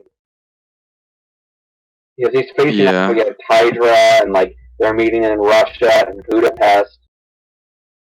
Yeah. So it keeps jumping back and forth, and they're like, "I got you," "I tricked you," and they keep going back and forth until finally, this was Wolverine's plan all along. And he planned to be caught, and he had a bomb inside him. Yeah, so they don't even know who the Wolverine is. They're like, "We've been beating this guy up. We have ways of making you talk. We can make you hurt in ways you don't even know." So they don't know anything about his healing factor. They don't even know that he has, the blades in his hands. They're just like, "You had some really cool knives, dude." Yeah. But yeah, I thought it was a really cool issue. It was bad to say. It was a side of Wolverine I'd never really seen before. Him doing some espionage. Mm-hmm. And yeah, it was really enjoyable. Yeah, we get the Sam Jackson Nick Fury in this. The Hasselhoff Nick Fury. Oh, nice. Yeah, hell yeah. It reminds me a bit of what am I trying to think of? Like a movie, a bit like Oceans, where it all comes together in the end, and you realize they had a plan, and Mm-hmm. Yeah, that was really cool. If we were gonna bring up X of Swords, I was just gonna say the story was continuing. We got Apocalypse had some real nice rapport with his wife to find out why we've still got one more story of Wolverine. Oh, I'm sorry. I thought that was the third one. Go for it. Yeah. Oh, I'm so sorry. The third one we can get through pretty quick. Cabin Fever, written and art by Declan Shelby, and one-man show. Wolverine basically he goes out to the sort of outlands in Canada, whatever you'd call it. He's in upstate New York, so he's getting close to the Canada border. Yeah. It's real cold up there. Yeah. You go. Yeah, he's like walking through the woods and he can hear a baby crying, and he runs into this cabin, and there's 2 dead bodies in there, and the baby's just crying, and he hears people outside, and he realizes there's an armed group around him, and they start shooting in there. He puts the baby in the oven to keep it safe, and they come in and just find his dead body there. Then he takes them out, and it's a simple story, but I think it was well told. Yeah. So he goes into a rage, and he's just like, everyone has to be punished here. Yeah, he takes all the gunmen out, he fucks them up, and then he walks out of the cabin just covered in red. Yeah, it's a literal bloodbath. Yeah, like, I'm not even exaggerating, like, the colouring for him is just red. Mm-hmm. And he goes out and the sheriff is there, or state trooper, Mm-hmm. and we realise it's his baby, and he was... It's he had his partner's done baby. some... Sorry? It's the officer's partner's baby. Oh, the officer's partner, sorry. Yeah. Yeah, and this officer had done some shenanigans and done some illegal stuff, and it came back to bite him in the ass. Yeah. And So Wolverine's like, yeah. Wolverine's like, it's not for me to judge. You tried to do the right thing in the end. Now you need to pay the debt and look after his baby. Yeah. And then Wolverine, still bathed in blood, just walks off into the wilderness, and you see the state trooper there. He is just silhouetted in red. The trooper is all red. From the siren on his car. Yeah. But yeah, it was a really simple story, but it was really well told, I think. And it looks like next issue, it looks like he's going to face off against Sabretooth. We'll get something in the wilderness. We'll get a patch story. And then, how about this last one? This might be just straight Wolverine or just him in Japan, maybe? I'm not sure about that third one. Okay. But we've got, I don't know if you want to say any of the names or anything like that, who's going to be on that story. I don't have it up. Give me a second. I don't recognize many of these folks. Who have we got? Vita Ayala, Chris Claremont, Saladin Ahmed. On the writing and art, we have Greg Land, Kev Walker, and Salvador LaRocha. So I recognise Chris Claremont, obviously. Oh, yeah. That's the one I recognize. I hope so. Yeah. Greg Land, he's done some art. He did some... He's done some art. He's done some Hulk art, I know, in the past with Greg Pak. But outside of that, I don't really know what he's done. Greg Land is actually pretty well known within the community for negatively various things. Yes, unfortunately. Yeah. He has been known to be one of those guys that's caught either taking an image and then altering it in Photoshop in order to add it to his work, or tracing or something of that sort. I'm really surprised that he continues to get work, considering all of the controversy. I don't think he's that bad of an artist is the problem. I think that when he actually does draw it, he's a very talented artist. I'm just confused about why he continues He's just lazy. Something. I don't fucking know, man. I mean, it could be worse. It could be Salvador LaRocca. What's wrong with Salvador LaRocca? Everything. He's on this book as well next issue. So let me see if I have this correct here. He also has the exact same... He's been called out for the same thing, I think. Oh, Jesus. That is literally just tracing. Look at this picture I'm sending to the chat now. Yes, I am correct. That is just a tracing. That's not even a tracing. That's just a composition. No, I mean, this is a weird choice considering they chose the 2 tracers to put on this book. Yeah. The thing that Salvador LaRocca was caught for was his Iron Man run with Matt Fraction, where he... Well, let's see if I can find it. You guys go ahead and talk about it. I'll try to find you the thing.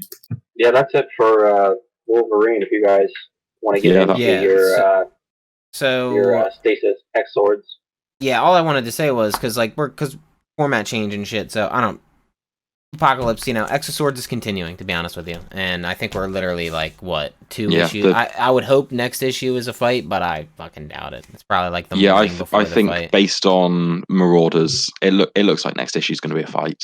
Yeah, hopefully. So that's And of course, actually, I Wolverine forgot the fucked ending. it all up. Yeah, to be fair, Wolverine killed or stabbed Assassinine at the end, so yeah. She got it's what was coming. that next issue is probably going to deal with that, and then the fight might be the issue after. Or they're just going to start fighting right then and there, or she's just going to Could shrug be. it off and... Merlin's gonna show up, and because remember he's part of the story in some retrospect. I mean, not really, but he could show up. That's You never know. They really mentioned his... bad what you just sent. Yeah, What is it? What is it? the tracing and the Oh. Like, I'm sorry if But like just this guy look is at- fighting this, but like he is a tracer. He just is. I'm sorry. Like, here's another one from his Iron Man run. Like, he just does this. He just traces his stuff. I don't get it. Weird. And then they put them together on a That's book, really and I'm weird. like, Yeah, bro. that's- Is that a guy from Lost? Yeah. Yeah. That's Soya. Yeah, so that's cool. Yeah, so anyway, I think I wanted to bring up another thing I really liked, Dead Planet. Just to shout out the Batman conversation with Constantine. That was really cool this week, if anybody read Dead Planet. spoiler alert for Deceased number 5, because I'm going to mention a big thing in a second. Okay, I just like that, it's Batman is its son now, Damian, and like Constantine was just giving him the runaround, and Batman he held it. I loved it. I love the way he held up. It was dope. Just he's like, "You as good as your dad yet, mate?" And he's just like, "Not yet." And then he said something else. He's like, "All right, good enough." You know what I mean? Yeah. I knew you were like your dad. It was something like that. It was dope. So that was just cool. But that's all I wanted to add to this Dead Planet's continuing on strongly. I still like it. Yeah. I think it's a really good story. Tom Taylor is incredible. He made me care about Jason Todd, and then he killed him, and it made me sad. Oh yeah, when he got smashed up, he got fucked up, dude. You And, knew like, he was dead. no- You knew he was dead. I'm a big fan of Batman. No story has ever made me care about Jason Todd. And then Tom Taylor achieves that, and then he kills him off, and it's sad. Yeah, it It broke my Tom heart. Taylor giveth and Tom Taylor taketh away. Yeah, exactly. So it's good. It's going on Yeah, strong. we got some. Constantine was great this issue. Like he has a plan, and he was ready to execute it no matter what. I still don't know. This is just personal. I don't think I like Constantine involved with all this mighty magic and stuff like this I universal agree, but I scale think of... here it's done well. Yeah, no, it's fine. It's fine. I'm just Yeah. saying, like, I really do like him pretty grounded. I like him ground level, fucking exorcisms and shit. I just like that. I don't want him to be Doctor Strange. Okay. That's I do agree with that, but I still think Tom Taylor writes a great Constantine. Don't get me and- wrong, though. I think yeah. it's cool every now and then, like, to bring out some almighty power of just like casting a spell. That's sick. But I just wonder how many times you can do that before it's not cool anymore. Like that, sure. So I still like it though. It's really dope. It was cool. This has been pretty much a Constantine book. This second book, it's a lot of his story. Remember, the last one ended with him being all alone. Like, he was like all alone, wasn't he? And then this one started out with him in like a bar getting drunk. Didn't Dead Planet start out that way? Yeah, so like, yeah, it's pretty funny. Like, I like that shit. It's pretty good. So it's going pretty strong. Definitely a decent book. Tom Taylor is everything I read from him is just great. Tabs, did you see that number 1 of Black Cat I put in the chat? Kind of cool. Yes, very excited for King in Black and especially Black Cat. Yeah, but what is that? Just a one shot or is that a new series? No, it's an ongoing. Yeah, it's going to be I think it's cool. going to be I'm like a gonna mini within it. I don't know good. how many issues it's going to be. I'm gonna get her stuff. According to press releases, McKay has said that they are back. It's just going to be. It seems like their focus is less about making a 1 through 60, 1 through 100 run and just doing runs as they come. But they're not getting canceled, and they've pretty much announced that like 17 times, I think. Did you see this, Tabs? Here, I'll put this in the chat. It's Avatar number 1. Like a Oh, that's kind of cool. Yeah, it's like a Dark Horse. Oh, for fuck's sake! Yeah, I never read those though. That's not something. Oh, you I mean, fucking schmuck. I No, like the would've said movies, shit. but as far as I would- comics, Like, I would have said. I heard Avatar and I was like, yeah. oh, is it Aang or I didn't say Korra? last. And then I I didn't saw say blue last people and I was Airbender. like, just fuck. said Avatar. Yeah.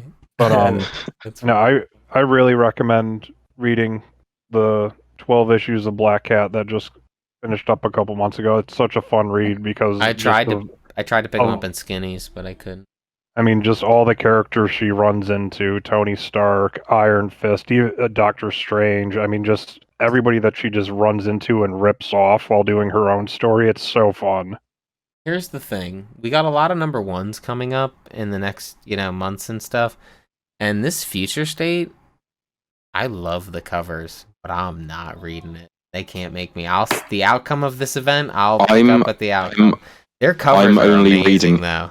Get rid of that barcode, and that's the coolest thing I've seen in a while. Like, they look awesome.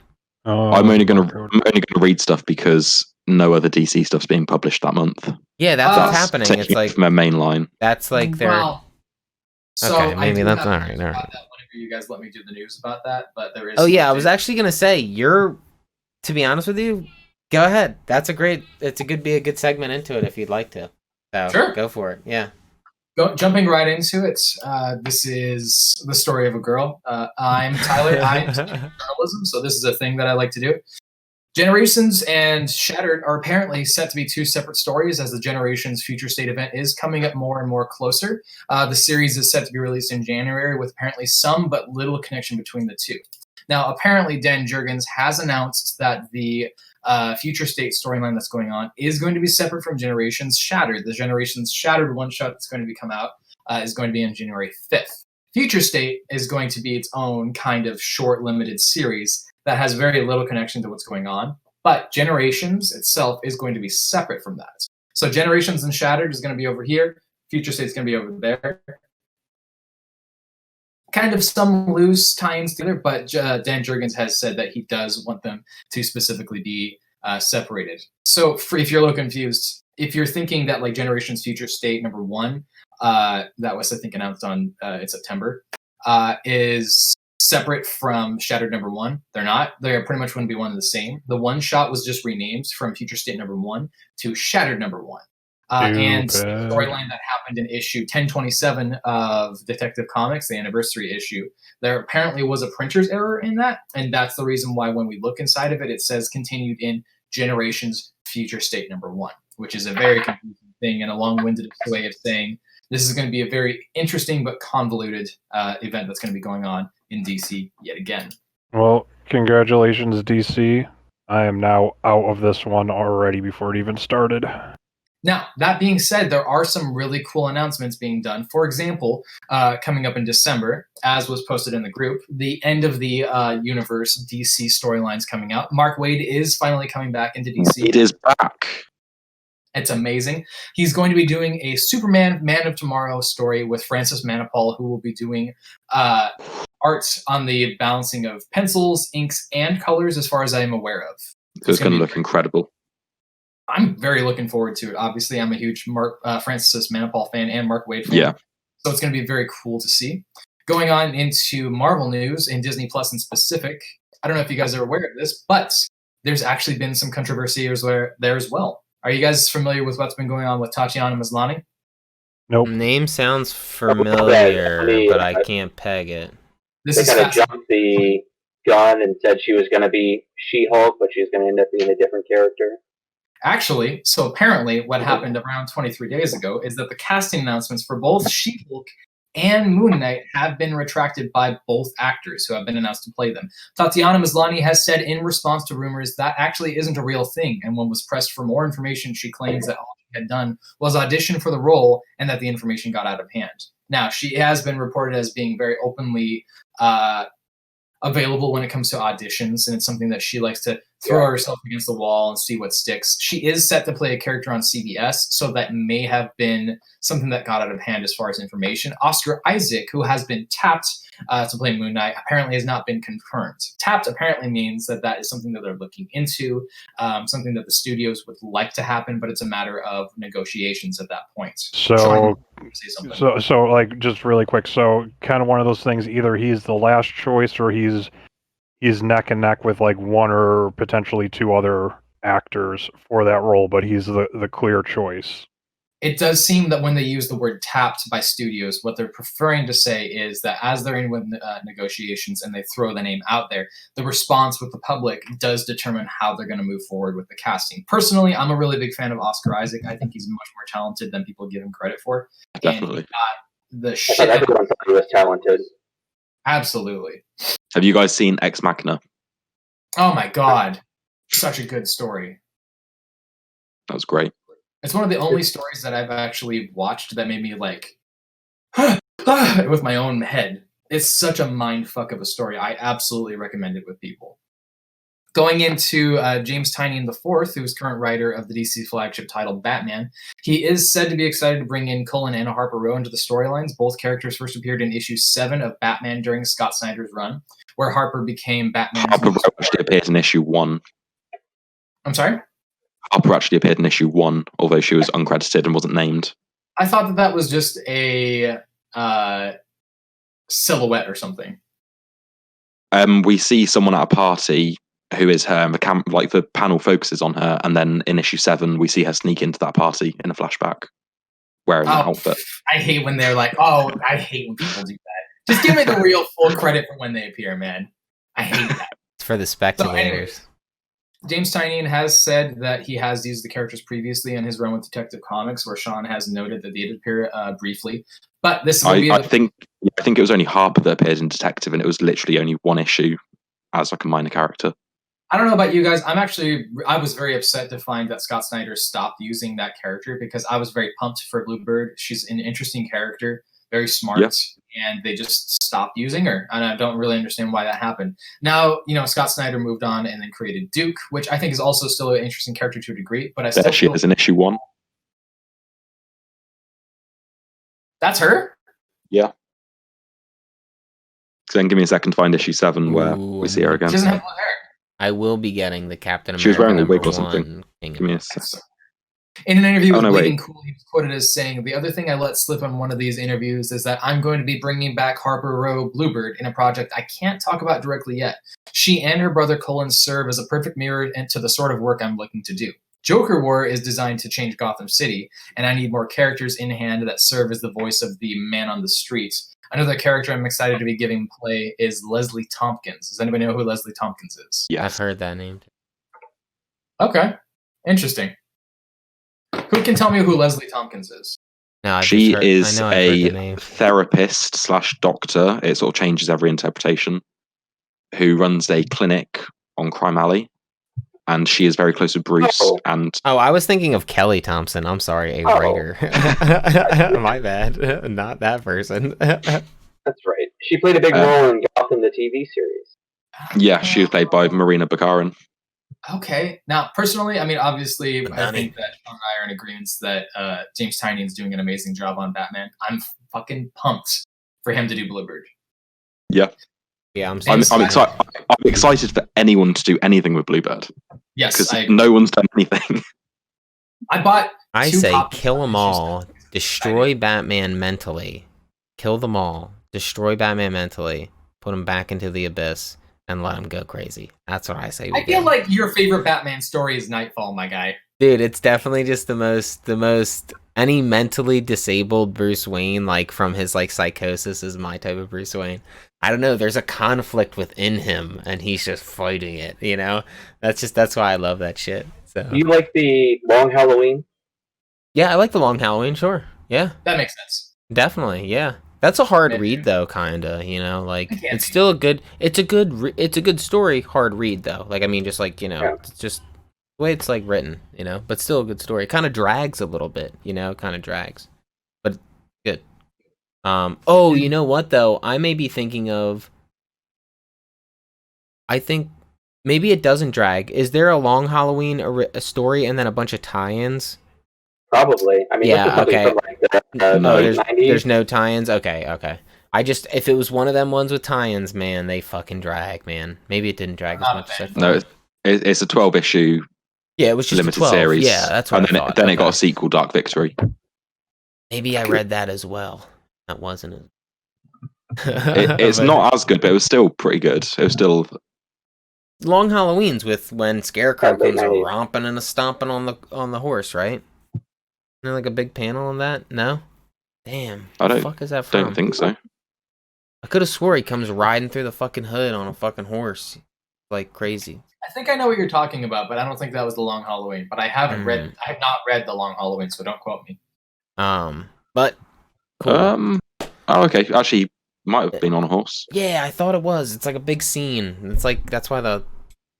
Okay, yeah, he was on a horse apparently. I don't remember that though. He's like, ah, you know, like I love that shit. Hilarious. I'm not gonna lie. I've been putting off reading this because it's Jeff Loeb, and I'm just not a fan of his. Not that I hate him. I'm just not a big fan. It's just a big party with all of the rogues galleries. Yeah, it totally There's is. as many of them as you can in there. Yeah, definitely. Yeah, Long Halloween is it's one of the default Batman stories you have to read. So What would you compare it to? what? Sorry? What would you compare it to? What if I told you it's its own thing within a long list of books of Batman that they're their own thing, but you must read it to, you know, you must read it. I just was looking at the Wikipedia. It said it's part of the Batman Year One. Yes, that Yeah, it is it's part of very that. early on. Yes, it is part of that. Because I think is Dick Grayson introduced in this, or is it Dark Victory he's introduced? I never read Dark Victory. I didn't know about that one. I don't think he's introduced. Yeah, it's a direct sequel to Long Halloween, same creative team. Damn. Okay, Dark Victory is where Dick Grayson's introduced. Yo, and that's his. I have to say, Ty, you did a good job with the news. That's a cool way to do it. I like that. Get a couple articles and hit that. That was cool because that's good shit for me to know too. Because I feel like we have a very weird month coming up with November into December into January. Like I said, those covers. I mean, that's just my opinion. Did you guys see the covers of all like the future state stuff? They look really cool. Like they flash, they pop, they got nice colors. But the barcode. Well, no. They actually did. I'm actually grateful they tried to hide it a little bit. They almost like gave it a little peeksy behind the. They like tried to hide it, so I appreciate that. But no, I don't think I want to read it because I don't think DC knows what they want to do. It's like when I read a Black Label book, it's obvious that they know what they want to accomplish in this book. It's a story, and I just don't know with all these reboots and shit. Do you even know where you're going and what you want I'm going to to at least read the John Ridley one because that seems like a big deal. I agree. Which one's that? Which one's that? Tell me. The next Batman. John Ridley and Nick Darrington. It's called The Next Batman? Oh, yeah, you would read something like that. Now, Bruce Wayne's the only Batman. It's written by the Academy Award-winning writer of 12 Years a Slave. That's kind of cool. Oh, that's right. We touched on that. Is it extended? Is it extended at all? Do we know? Wondering. 4 issues. Oh, it's a 4-issue run, not just one shot. Not okay. They're 4 issues, but I think they're thick as well. They're not oversized as far as I'm aware. Okay, that's cool. All the future state issues are like anthology books with like 4 stories in. Who's the next Batman? We don't know yet. It's a clone of Bruce Wayne. There's a 48% chance he's a person of color. Oh, I would say there's like an 88. It's Terry. They're just gonna bring Terry into it, and there you go. It's gonna be him. Batman Beyond story. No, it's gonna be Tim Fox. They're gonna. Yeah, they would do shit like that. Why is Lucius's family so fucking big?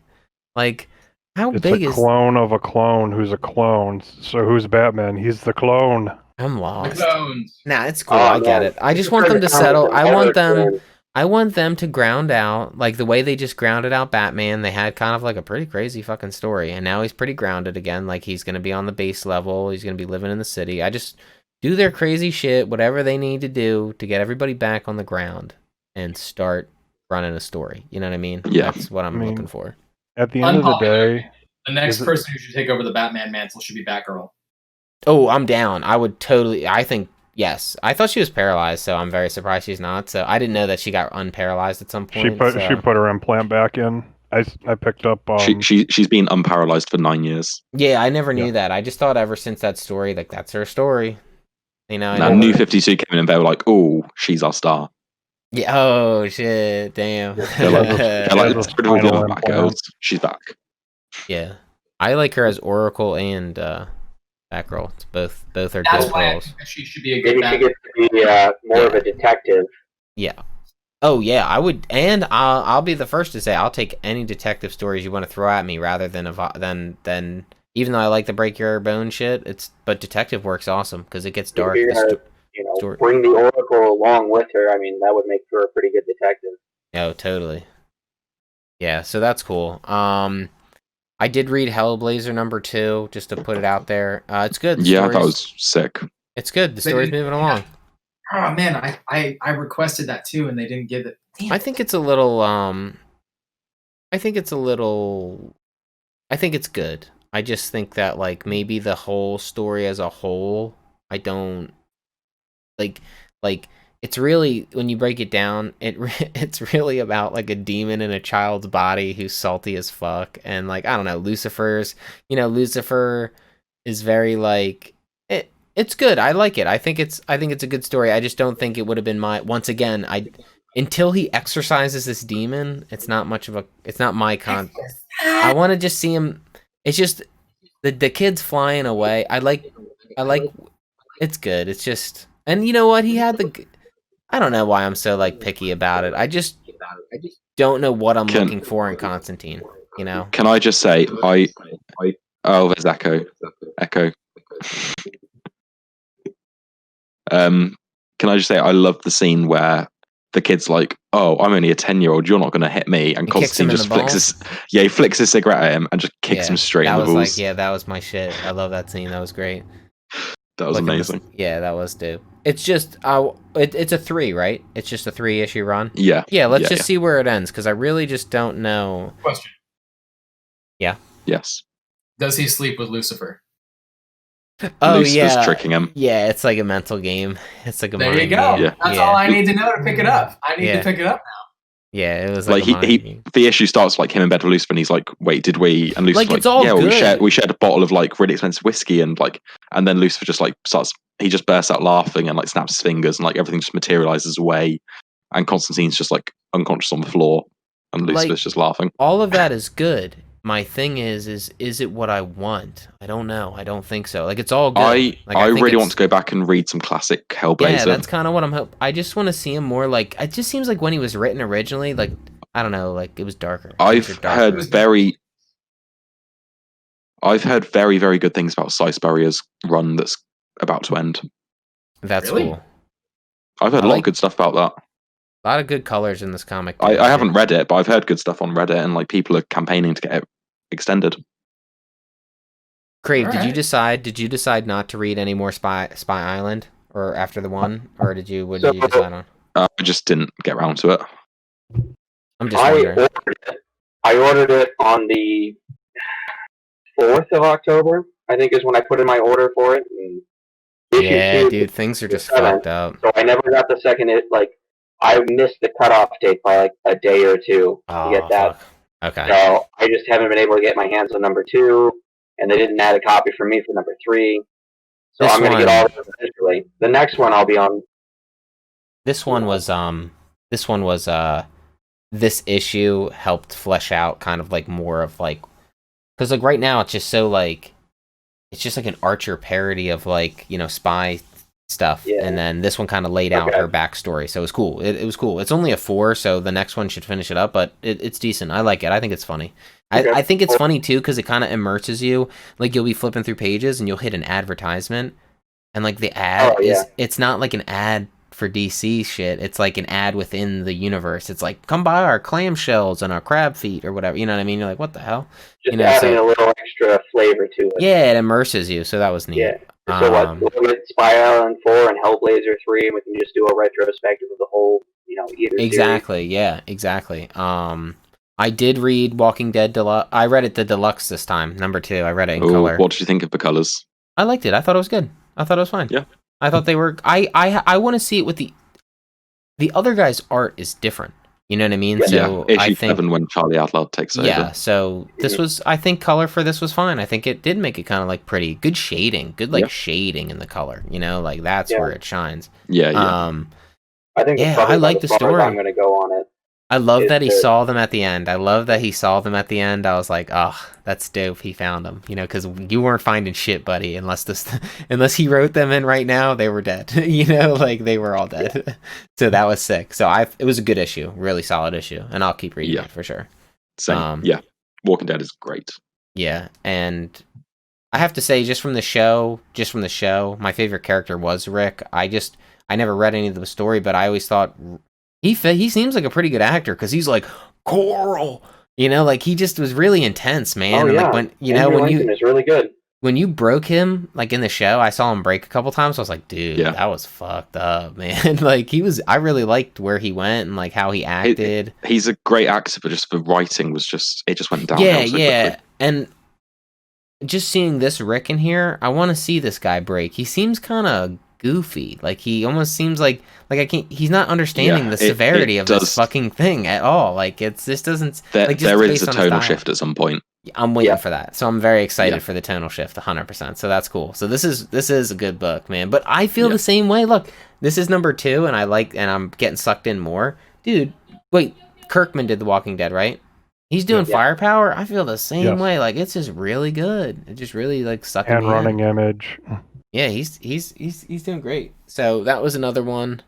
Did anybody have Craven, any did you read Origins? Yes, I did. What did you think of it? Definitely an interesting. I'm going to keep reading it. Yeah, it was a really interesting opener. It keeps hinting at different things. We don't have the whole, intro just yet.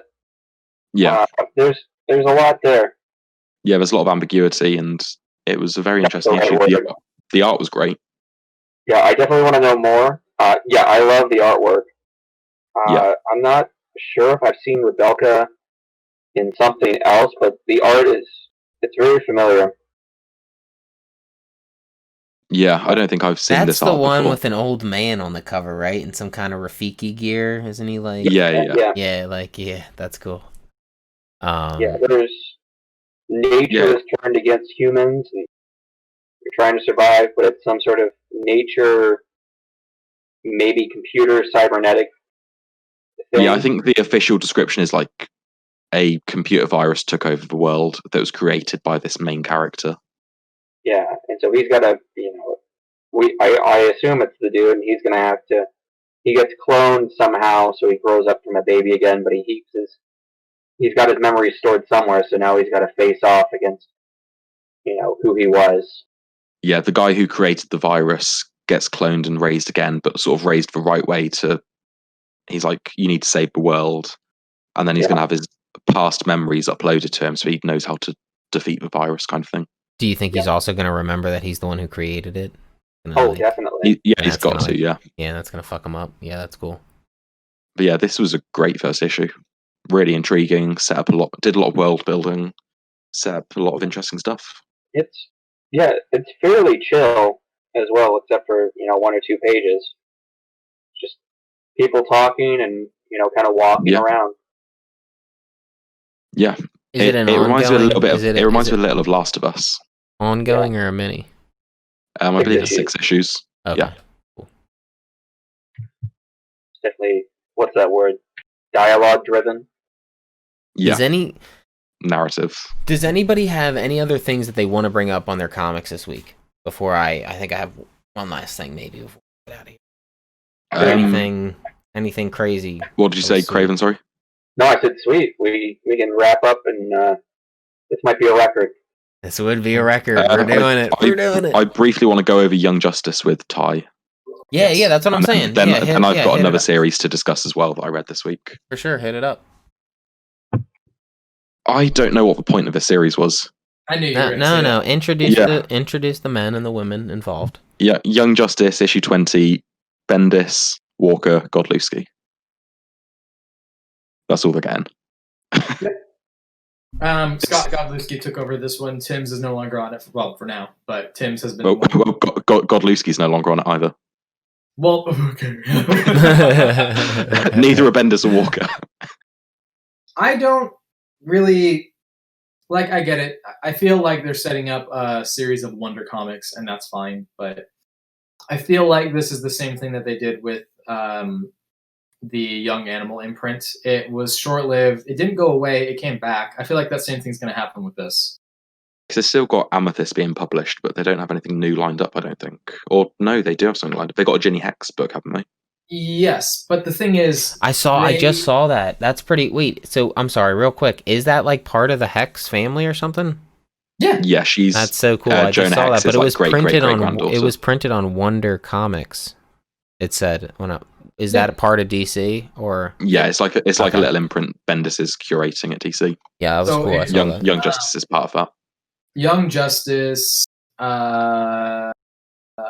Naomi, what's the other one? Help me out here. What are they called? Wonder Twins. Wonder Twins, and we also had Dial H for Hero.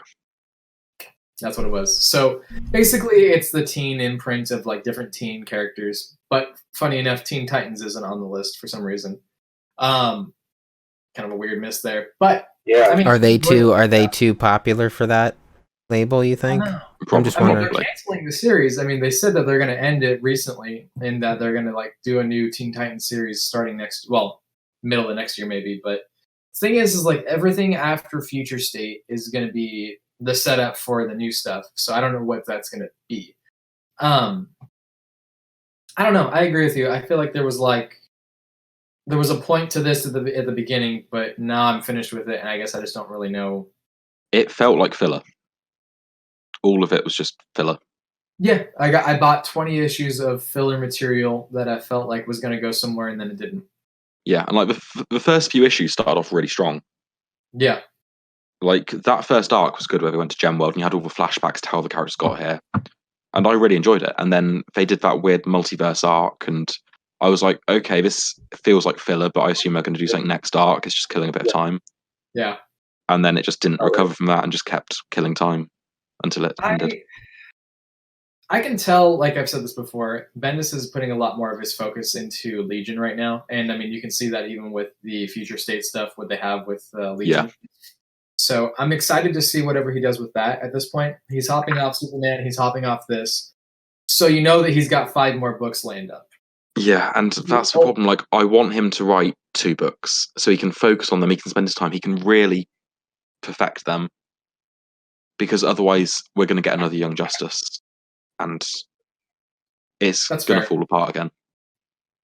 I want him to write Legion of Superheroes, and I personally would love it if he did either Batman and Detective Comics or Green Lantern and Green Lantern Corps. Give him that's one. The thing that he does, huh? Give him one of them, not both. No, I'll explain why. The reason why I see this is because whenever he does a series, he loves to do 2 at the same time. He's done all new X-Men and X-Men. Yeah.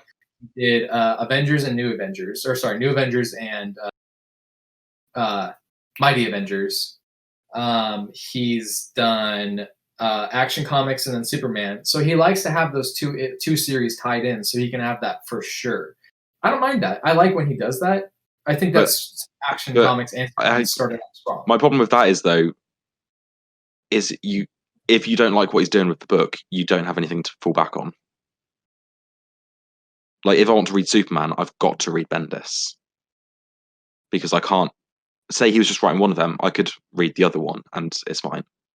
I mean, you could say that, but I mean, there's also going to be Justice League, and then all of the other Tom King's 6-issue series of Superman. I mean, there's always going to be options out there. I think it's just a matter of like what main titles are going to be on there. I'm excited to see him do something next, because I think that he would do really good dialogue with Green Lantern. I know that I'm wrong. I know he's probably not going to do that, but I like to fantasize about it. I just want him to not burn himself out again, because Superman started off really strong and it fell apart. My question is, what's going to happen with Event Leviathan now? It's dead. He was writing He was going to Yeah, he was writing Checkmate, and that got cancelled. Checkmate got cancelled? Yeah, it was written, drawn, and DC pulled the plug on it. Why? I don't know. Because DC gonna DC. Yeah. I would like him on a Green Arrow book with Malieve. DC. Okay, yeah. DC stands for disconnect. Oh, he got puns. He got puns. Okay. Puns for days. What was the? Are you guys good on it? What else? What was the other one you wanted to bring up, Shawnee? I read the first 6 issues of Ice Cream Man this week. Ooh, what did you think? It was really fucking good. Jesus Christ, it was so good. Did you see that thing I just posted in the chat? Ha ha. Yeah, I think I might jump on that. Yeah, Is that the Craven posted same it the other day. writer? That's same. Craven posted that the other day, and I was like, okay, I'm going to read Ice Cream Man now, and I Well, went do and I read it. have to read Ice Cream Man to read Haha? No, No. but you should read Ice Cream Man. What is Ice Cream Man finished, or is it an ongoing? I think it's finished now. I want to see if it's collected at all. And I don't know. who's it by? It's Image, written by Maxwell Prince. Maxwell Prince. Each issue's a different story. Like, it's an anthology book. And anthology. it's so fucking What is good. it, like the Ice Cream Man's kind of like That effed up, first issue- killing people? Or is It's he kind of like like delivering the highlights fourth that flavor? He's the Crypt Keeper. Yeah. Ooh, shit, Crypt Keeper. He appears, in the The story. first issue was the weakest one. That's Okay. like Black. That's like Black Mirror. Like, it No, was there's just a bit. still Ice like- Cream Man issues Wait a coming sec, out. wait a sec, wait a There's one sec, wait a coming out in sec. December. Okay, This- fair enough. This Ice Cream Man, but on Image, you said, right? Yeah. Yeah. And then the thing I posted is Haha Haha. the Yeah. by the same guy. Haha. Yeah. Yeah, but Oh, it's going to be shit. about clowns. Oh shit, I didn't notice. They're Why gonna make did it into a series. the trades look different artwork. Is it the same artist for both of them? The trades have a different artwork. I must then. Same artist on the single issues, but I don't know. Yeah, I'm looking at these trades right now. Damn, they have 5 trades, bro. Yeah, there's like 20, 21 issues out so far. Oh fuck! It is an ongoing. I saw it when I was just looking at all the solicitations. It does look cool. Damn. It is so good. This is issue 6 was incredible. Hush your mouth, boy. I'll buy it. I'll read it. I always like that shit, Ice Cream Man shit. I don't know why. That was like one of the big things on Spawn that like sold me in the very beginning. One of the bad guys is an Ice Cream Man, and he says he fucks him up. He goes and finds him, and he's like almost like having a Rorschach moment where he's like, "What do I do?" He's like, "Fuck it." He said he like stabs him with a bunch of ice cream cones and hangs him upside down, and like he's dead. And when the police find him, it says he made, what's he say? Boys screamed, girls screamed. So I made him scream and scream and scream and scream. It was dope. I was like, dude, Todd McFarlane's such a nasty, like he's such a great, I don't know. He's super creative. He So, very for you, creative. Dave, I'm gonna give you a little description of the first issue because I think you might appreciate this. Is this for The Ice? first Is issue- this for Ice Cream Man? Yeah. Okay, cool. So, Let me are hear you it. familiar at all with the Brazilian wandering spider? No, but I feel like I've heard that, but I wouldn't say I'm familiar with it. The Brazilian wandering spider is probably within the top 3 most poisonous spiders on Earth. The deadliest, I believe, is the Australian funnel-web spider. The Brazilian wandering spider is known because it is one of the most aggressive spiders on the planet. So much so to the point that it will attack anything if it gets pissed off enough, and you can actually visibly see how angry it gets because its fangs turn red. It stands up on its hind legs and propels its front legs like this, and then it will go at you. It does look like a tarantula, but it's slightly bigger. Much of the same qualities as well, venom that can be very poisonous, but the venom has a very unique quality in the fact that it causes paralysis and It an also, erection. yeah. Oh shit! I've heard of this. Then I've seen it like in a CSI episode or some You shit. will turn into a statue within minutes. Damn. A statue of an erect penis. Oh, that was on 1,000 Ways to Die. That's it. Yeah, I knew I'd seen that. Yeah. The Brazilian wandering spider is most famously known for attacking people who collect bananas and banana I trees. was gonna say he got bit from a banana. The banana Okay. spider. So wait a sec. Now let's go back to Haha. What's Haha then? This is the thing. The character is going to be a clown for Haha. Okay. That's it. That's all you get to know. But Oh, all you that's know is cool. that it's going to be a horror anthology that's probably going to revolve around him. Ice Cream Man is going to be the same way, except the character was an Ice Cream Man who. Okay. Yeah, it's So they're very not. They're it's, anthologies then. They're not directly connected. All right. So No. I want to collect it. it's very reminiscent of like Twilight Zone or Black Mirror, how Yes. each issue is Yeah. a different thing, and there's only like a slight tangential connection with a man selling ice cream. Yep.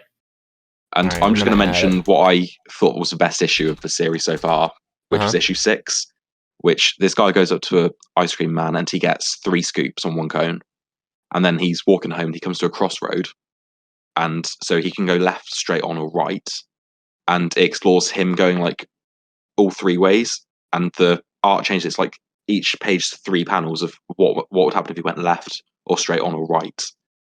And it's just sort of exploring his life depending on which way he turned, and it's a fantastic issue. There's a movie like that with Joseph Gordon-Levitt and Scarlett Johansson. I think it's not 50-50. That's the one that popped in my head. But there's shit.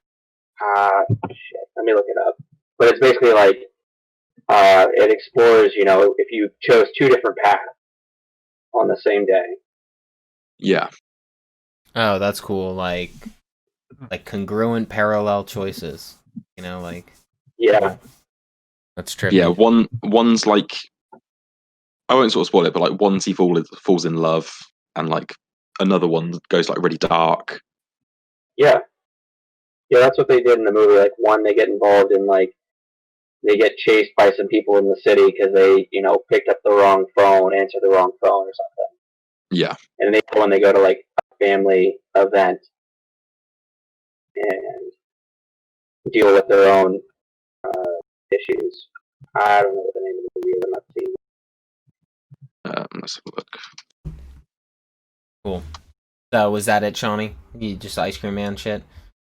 Yeah, it That's was cool. incredible. I recommend anyone listening watches it because Is it that was your so first good. exposure with that writer? Yeah.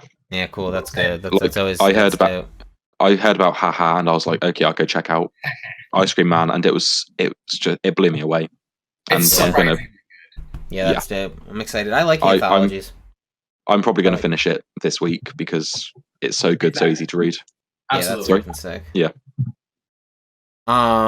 Cool. So this was our quickest one. Yay! Congratulations. It really is. Haha. But we did a lot, and I like this format better, so I'm cool with that. We didn't mention Batman.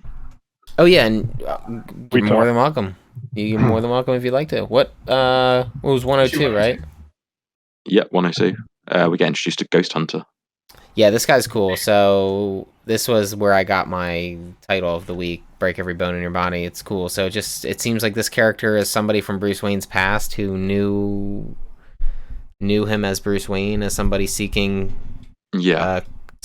more knowledge in fighting and martial arts and all this stuff. Ty, did you read Tomasi's Batman and Robin?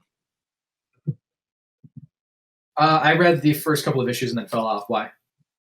This character really reminds me of Nobody from that first arc. I can see why you'd say that. Okay. So Tynion has said in an interview that he wanted to have a character for this storyline he's building up to that is somebody from his past. And I think that this is tied into what's going to be happening with the changes he's making to Gotham. Yeah.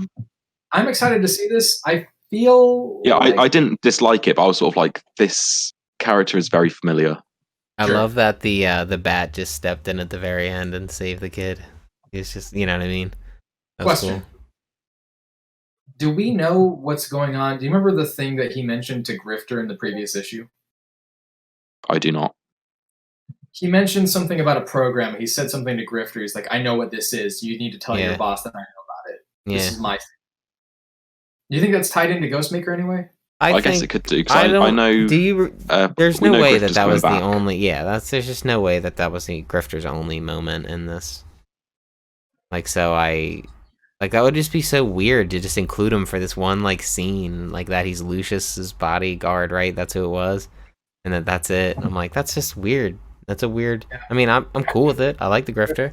I'm hoping that the issues 1 through 10 skyrocket because of it. And then I'll sell the Grifter, and I'll have grifted somebody, which is... Dave, no one wants your Grifter. Stop trying to sell it. Yeah, somebody buy my Grifters, man. Please. Fuck. No, I really like the character, though. He's sleek. He's fast. He's scary. Like... Looks like an assassin. Really cool design. Yeah, a Persian assassin. That's a baby. Hello.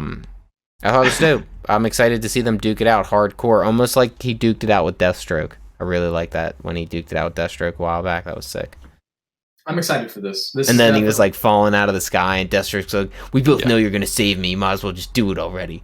And then, like right before the final moment, he saved him with the grappling hook. That was sick. So yeah, it's definitely this dope. is a good issue. Yeah, I'm loving Tynan's work at the minute. Definitely solid.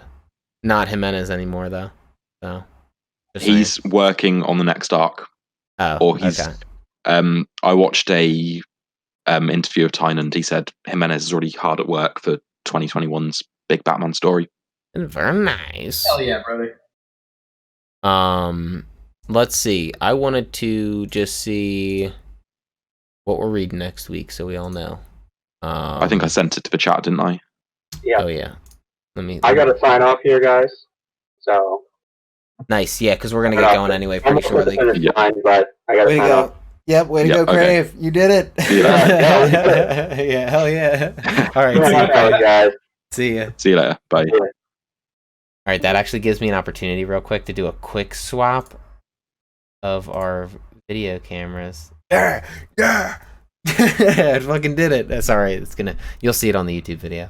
But just Craven doesn't actually have any books next week. ooh, boy gets a break. Wait a minute. That can't be right. I thought Outcast comes out next week. The what comes out next week, sorry? Outcast. I'm reading that with him. Okay, cool. We'll have that on then. Just typing. I'm typing. And I'm typing. Is that the... Yeah, wait, Ty, is that the one that has like one issue left? Or how many are left in that? Yes, 1 or 2 issues Yeah, left. that's cool. Really out. Very satisfying though. Yeah, I was going to hop on, but then it was like, oh, it's only got 1 arc left, so I was like, I'll just wait until it ends. Yeah. I mean, get the trade. Did The trades are coming out fast. It's Image. Yeah. Did you see the Ha Ha B cover? It's pretty fucking dope. I'll make it that one here. Not. Let me have Here, a I'll look. put it in the chat. Yeah, Dave, I've got to say, Ice Cream Man is so good. I know. I really love that type of stuff too, which is cool. I want to buy it in physical. I just don't know. I guess I could buy the trades. That's fine. But it looks like it's going to be like a big fat book one day. Oh. Hardcover. Never mind. Yeah, it doesn't come out until the 25th. Man, they're taking their sweet time with this book. Oh, okay. Weird. Ooh, Tabs. Right. What's this thing you posted? What's this, light or darkness? Just something Marvel posted. So I have to like kind of follow it and like see which one I am. Is that the point? Yeah. Just Okay. something kind of fun I saw on Twitter. Yeah, which sword are you from Ooh, X fuck Sword? me. Okay. So you have to start at the beginning. I right? got And the just, Light of Galador. Oh, no, wait. No, I didn't. I gotta taste this test now, Oh, I got Warlock, the gayest X-Men. dude. So what? I just have to choose a light or That's dark not a and then bad choose thing. the next thing, right? That's all I have Wait, to what do? did you say? Yeah, Sorry. it's just Okay, a flow like- chart. It's just a flow chart. That's all it is. I'll choose the Ty, light what did you say? side. Sorry. That's not a bad thing. Choose steady. No. It's a quote Duty. from Duty. Archer. At one point, he's like, Oh. "Oh, who are you, Warlock, the gayest X-Man?" Oh, The right. He people. did. I say got the that. sword of might. That just shows I'm That's Captain. why every time we mention Warlock on this show, his name is Warlock, isn't it? Who? Yeah. Every time we mention him, I'm always like the gayest of X-Men. Huh, Archer. Cool shit. That's a cool flowchart though. You said Marvel did that, Tabs. Yeah, good for Yeah, them. I was on the Yeah. Twitter. Yeah, that's cool. I like that shit. But the Twilight Sword wasn't on there, so and that's still pretty interesting. Just saying for X of It Swords. was in the issue. We saw it. Yeah, she's got it, and they still mentioned that the enemy was laid asunder. It was fire, dude. I just want to know why she's got the blade. And how long till my buddy Surtur comes back? Because his stories are fun. Because he has these... Dude, if you guys ever have a chance to, like, when you're old and decrepit and actually have time to read, like, other shit, you go to and read Walter Simonson's, like, run on Thor in, like, the 80s. Dude, the plot... You get Beta Ray Bill. You get Beta Ray Bill. Like, the plot is so full circled. It's crazy. Really, really successful. Nothing about it that's bad. It's amazing. It's really cool. And then the only thing that stinks is... we read a Batman thing recently. I think it was like 1026 where he... Or 1027, whatever. The 1,000 issues of Batman. He, Walter Simonson did the coloring or the art for the thing. And I was like, damn, I wish he did the Thor run back in the day. He's a good artist. Because the art is pretty much like that standard studio Marvel art, you know, that we were talking about where there was a time when they were... Find out that it's him, and you're like, oh, Yeah, bro. you're like, oh shit, dude, you're actually a really good artist, bro. You could like do it differently if you wanted. So yeah, that's cool. Let's see. So Sean, you said you posted our solicitations of the next week. Just kind of In the schedule chat. Yes, in the schedule. The schedule. All right. So we Schedule. got. Ty will be very happy. We've got a Merca book. Who? Sorry, Tabs. yeah. Tabs will be happy, not Ty. Yeah, Punchline Tabs. one, There's yeah. the punchline. one Yeah. shot comes out. Yeah. Oh, That's Tabs. I got bad news for you, bro. Well, you might not care too much. Did you see the latest update with Kate Pride? Not Kitty Pride. I don't care anymore. I think I saw it, but I'd like, what is it? I think I saw it. She is now canonically bisexual, apparently. Oh no, I didn't see that. Yeah. And then Next issue, Kate Pride comes out as. If it happened more naturally, but Oh, it did. It wasn't a forced Wait, thing. you posted She just, you started posted a last romantic week's. relationship with a woman. I mean, everybody just kind of said it was kind of weird that, like, in Marauders, like, one issue she's just kind of, like, randomly kissing a guy, and then all of a sudden, like, There we go. it wasn't, it was, like, 2 issues ago, she got her stupid knuckle tattoos, and then she just, like, randomly, like, French kisses the tattoo artist, who I thought was magic. I would point out, none of us have read the book, so we don't know what happened to her in that book. You don't know what kind of life. It's just kind of strange. You don't know what kind of life decision Rihanna decision making to get Thug Life tattooed on her, knuckles. You don't know her. Like I just thumbed through the pages in the shop because we were talking about it with a couple people. Like, did you just see like the last couple pages? And I'm like, I just went through it and I just kind of stopped. Excuse me. I just kind of stopped. I'm like, is she kissing magic? And they're like, no, that's not magic. That's some tattoo artist. And I flip back a couple more pages. I'm like, so wait, she just decides to get like tattoos, much like Sean decides to get a nose ring. And then a lot of alcohol. But then like she just like, as thanking the tattoo artist, she just kind of like, oh, hey, by the way, I'm just going to like French kiss you out of the blue. It was just very weird. Yeah, that is weird. That's more so what it was, because that's like literally like the scene. It was, she's with Magic. They're walking down the street. She wants the tattoos. She goes in, gets the tattoos, and then as she's saying goodbye to the tattoo artist, she just like randomly leans in and like French kisses her, and then walks out. Yep. I am personally really excited to see this continue, where she becomes a gangster. Yeah, Thug Life. And possibly an extra-dimensional alien. Yes. I'm just gonna go back to Jubilee as a vampire. Happier times. I'm down. Where is Jubilee? Because I would love her to make an appearance again. Excalibur. Yep. I don't want to read that. And I want her with Wolverine. And X-23 is locked in a box with like 4 other characters, apparently. Yeah, they're in like a stasis mode. Yeah, They've been like locked away into a place where time is just never. It's inconsistent or some shit. I don't know. It's fucking crazy. I was just thinking, it's like it's her, Darwin, and like 2 other people, and I was just thinking that the other day. It's actually really cool that's a cool seed that they're gonna pull back one day. I really think Hickman's bit off. I don't want to say he's bitten off more than he can chew. He can chew it. I'm the one who can't chew it. Like, I bit off more than I can chew reading Hickman. You know what I mean? Like, that's how I feel about it. It's like, this guy's just crazy big. He's crazy big.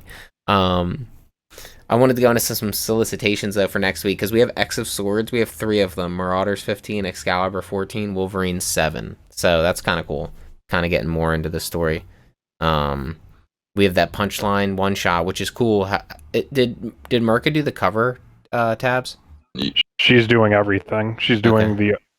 with the exception of the story, I believe, but she's doing the main cover and she's doing the art. Yeah, and cool cover. Did you see how it's like split personality? Yeah, and then Frank Cho has the variant. Okay. We have Death Metal, my favorite book. This one looks badass. So it's Lobo. Yeah, no, it's Lobo. It did look badass. Infinite Hours Extreme. I'm telling you. If they just had that multiversal thing again, where like you got the Dark Knights multiverse going on, universe with all these, it would. Oh, did anyone read Tales of Dark Multiverse? Hush. No, I did not. No, I didn't know it came out. I read it. It was really cool. Was it Tommy? Was it Tommy? Tommy was in there, but he wasn't. It was an interesting twist. Okay, cool. Okay. That's interesting. I actually really want to read it. I like the Tales from the Dark Multiverse. I like the ones from a couple of years back. Or was it was last year, I think. We have. I didn't finish that. I missed the last one, which I think was Judas Contract. Oh, okay. I'll go back and read that because they're all good. Nightfall was cool. Death of Superman. We got Superman 27. Sorry? What did you say? Sorry. You're talking about Superman. Yeah, we got Superman 27. We got Iron Man number 3, which is dude, Iron Man's cool, man. I'm really digging So Iron good. Man. How is that selling so well? I'm blown away That's by really it. it's really good. It's Is that cool. good? It's cool really how good, they yeah. put this. How they like even the last issue, the sacrifice he had to make with breaking his arm. Like that was cool. I'm like, damn, that's something Tony kind of has to. Those are the big struggles for him. Do I risk my own? It stripped him down and made him a lot more human. Yeah, it's cool. And he kind of knows what a douche he is now. Like kind of like like just his lifestyle and stuff. It's cool. You know what? I'm gonna get caught up on that because I'm interested now. It's really good. I would read it. Yeah. And they're very quick reads too. I felt like they flew by, even though I felt like I really liked them. Fast. Yeah. Art's really And solid. the art is incredible. Yeah, some of the most crisp art. Really, really solid art. It looks like, is Alex Ross doing all the covers then? Is that what's happening for now? Like he's just been doing the covers? Okay. Because his Iron Man suit's so great. Really solid fucking suit. Let's see. Yeah, next week's kind of short too, so that's nice for our solicitations. Yeah. And maybe we'll also have the bonus episode coming out of Dark Knight Returns. Yes, we'll have that. And for now, we're going to leave them up free. We'll figure out when we start this Patreon thing. I'm working on the audio versions of podcasts too, so that will all start in the next week or two. I'll get it all up and running. Yeah, so pretty much if you're new here, let's see. Let me just bring up my list of nonsense here. Hold on. You can follow us. So what happens is pretty much for anybody new here is we're gonna stream it on Twitch, upload it to YouTube for permanent, playback, and then you can follow us on our Twitters, Sourcewell Comics, Reddit, Sourcewell Comics. We'll figure out all the what we do with each social media. So you have it's Twitter, Instagram and Reddit, Sourcewell Comics, and then we have Twitter is at SW Comics. And that's right, yeah, because we couldn't make it that long because they wouldn't let us. I don't think the sons of bees. And then we have a Patreon as well, where if you pay $1, you'll get access to bonus episodes and join our Patreon chat, the Patreon, chat with all the peoples. So there's that too. But for now, we're just trying to crank out, weekly. We changed up the format this time, got a little more free flowing, which was cool. Yeah, it was good. And I'm digging it. And I think we'll end this one. I mean, we'll sign off and shit, but next time we come, I'd like to know what you guys think is the first. Like MCU has been on a hiatus. What is the first one?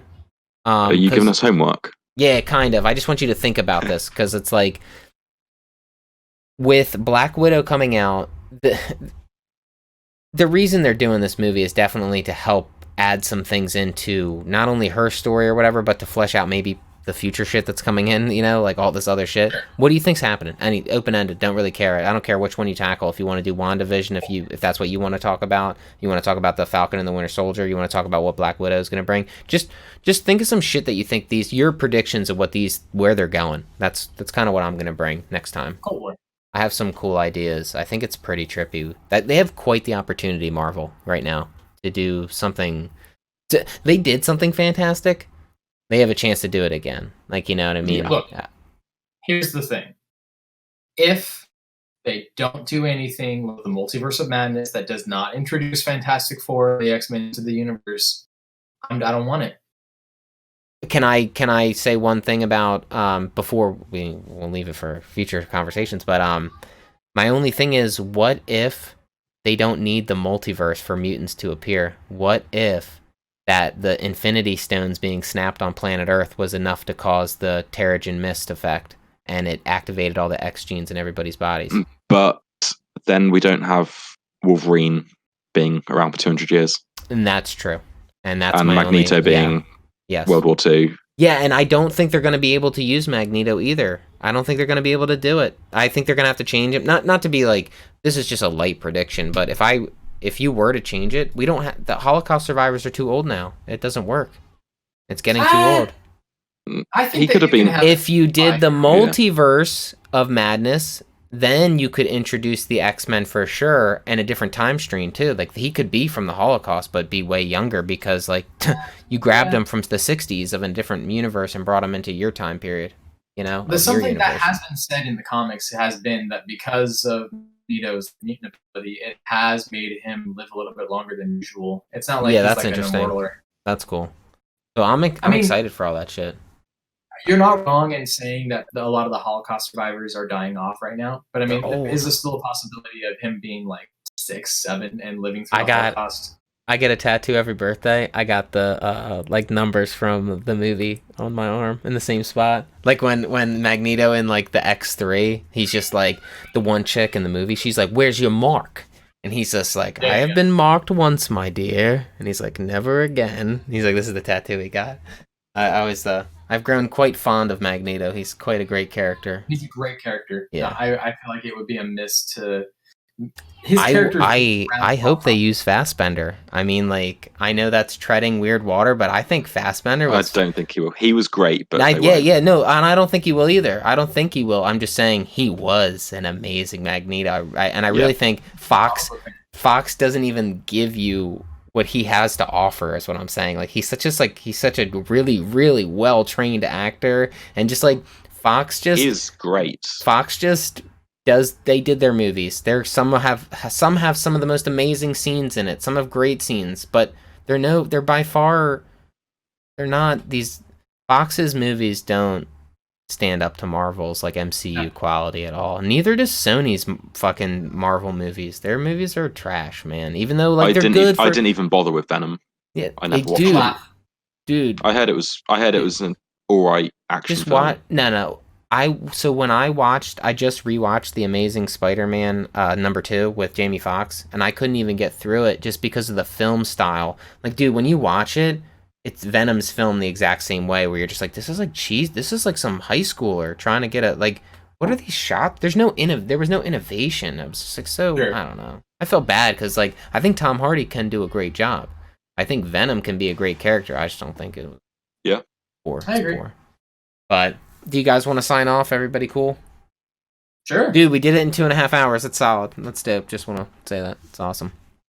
All right, cool beans. Let's go around the room here. Tabs, you want to tell them where they can find you? It is up on the screen, but this is for the audio listeners, so they know. For the old time radio. Yeah. You can find me at Twitter at Tabris172015. Go check out Inkblot #3 that came out if you like cute little magical cats running around causing chaos. And pick of the week, Bomb Queen issue #3. That's the trump card one, right? Like the. Yep. Yeah, that's dope. That's so funny. Did you ever, just real quick while you're signing off, did you Sailor Moon? Did you ever see that, Tabs, with the black cat? It's a funny, quirky little cat, though. I just, Luna and Artemis. Yeah, Luna. Yeah. I always liked that. That was fun. Those cats. How about you, Sean? You want to sign off? Yep, so you can find me on Twitter and Instagram at Sean.Walsh747. And my pick of the week is Ice Cream Man issue 6. That's sick. I'm glad you liked it. I'm glad. I like those stories. Are very cool. It blew me away. It was so good. Yeah, I like, and like just themed around ice cream men, clowns. Those are cool. They make. There's a lot of meat in those stories. You can tell, like that type of shit. Like I have a comic called The Milkman Diaries, and I haven't picked it up yet. But it was just like I bought the #1 from like the dollar bins, and I have a feeling it's about it's like murders and shit and like weird milkman stories, which is cool. What about you, Ty? Where can they find you? You can find me on Twitter as well. I'm talking about comics. That's talking with no G, about with no A, comics with an X. Also on TikTok, you can find me at Tyler Brown is here. I've been doing some more comic book style stuffs on there. He's been letting us bust a gut, you know? That shit's funny, dude. I have a hard time with doing skits. I'm so sporadic that I can't plan anything. It's either it happens in the moment or I miss my mark, you know? I posted a thing last night that blew up pretty fast. Yeah. A conversation about No Note November with my roommate. Nice. Yeah, I saw that. Yeah, hell yeah. I have a weird thing. I bet Tabs might be able to relate. I don't want TikTok.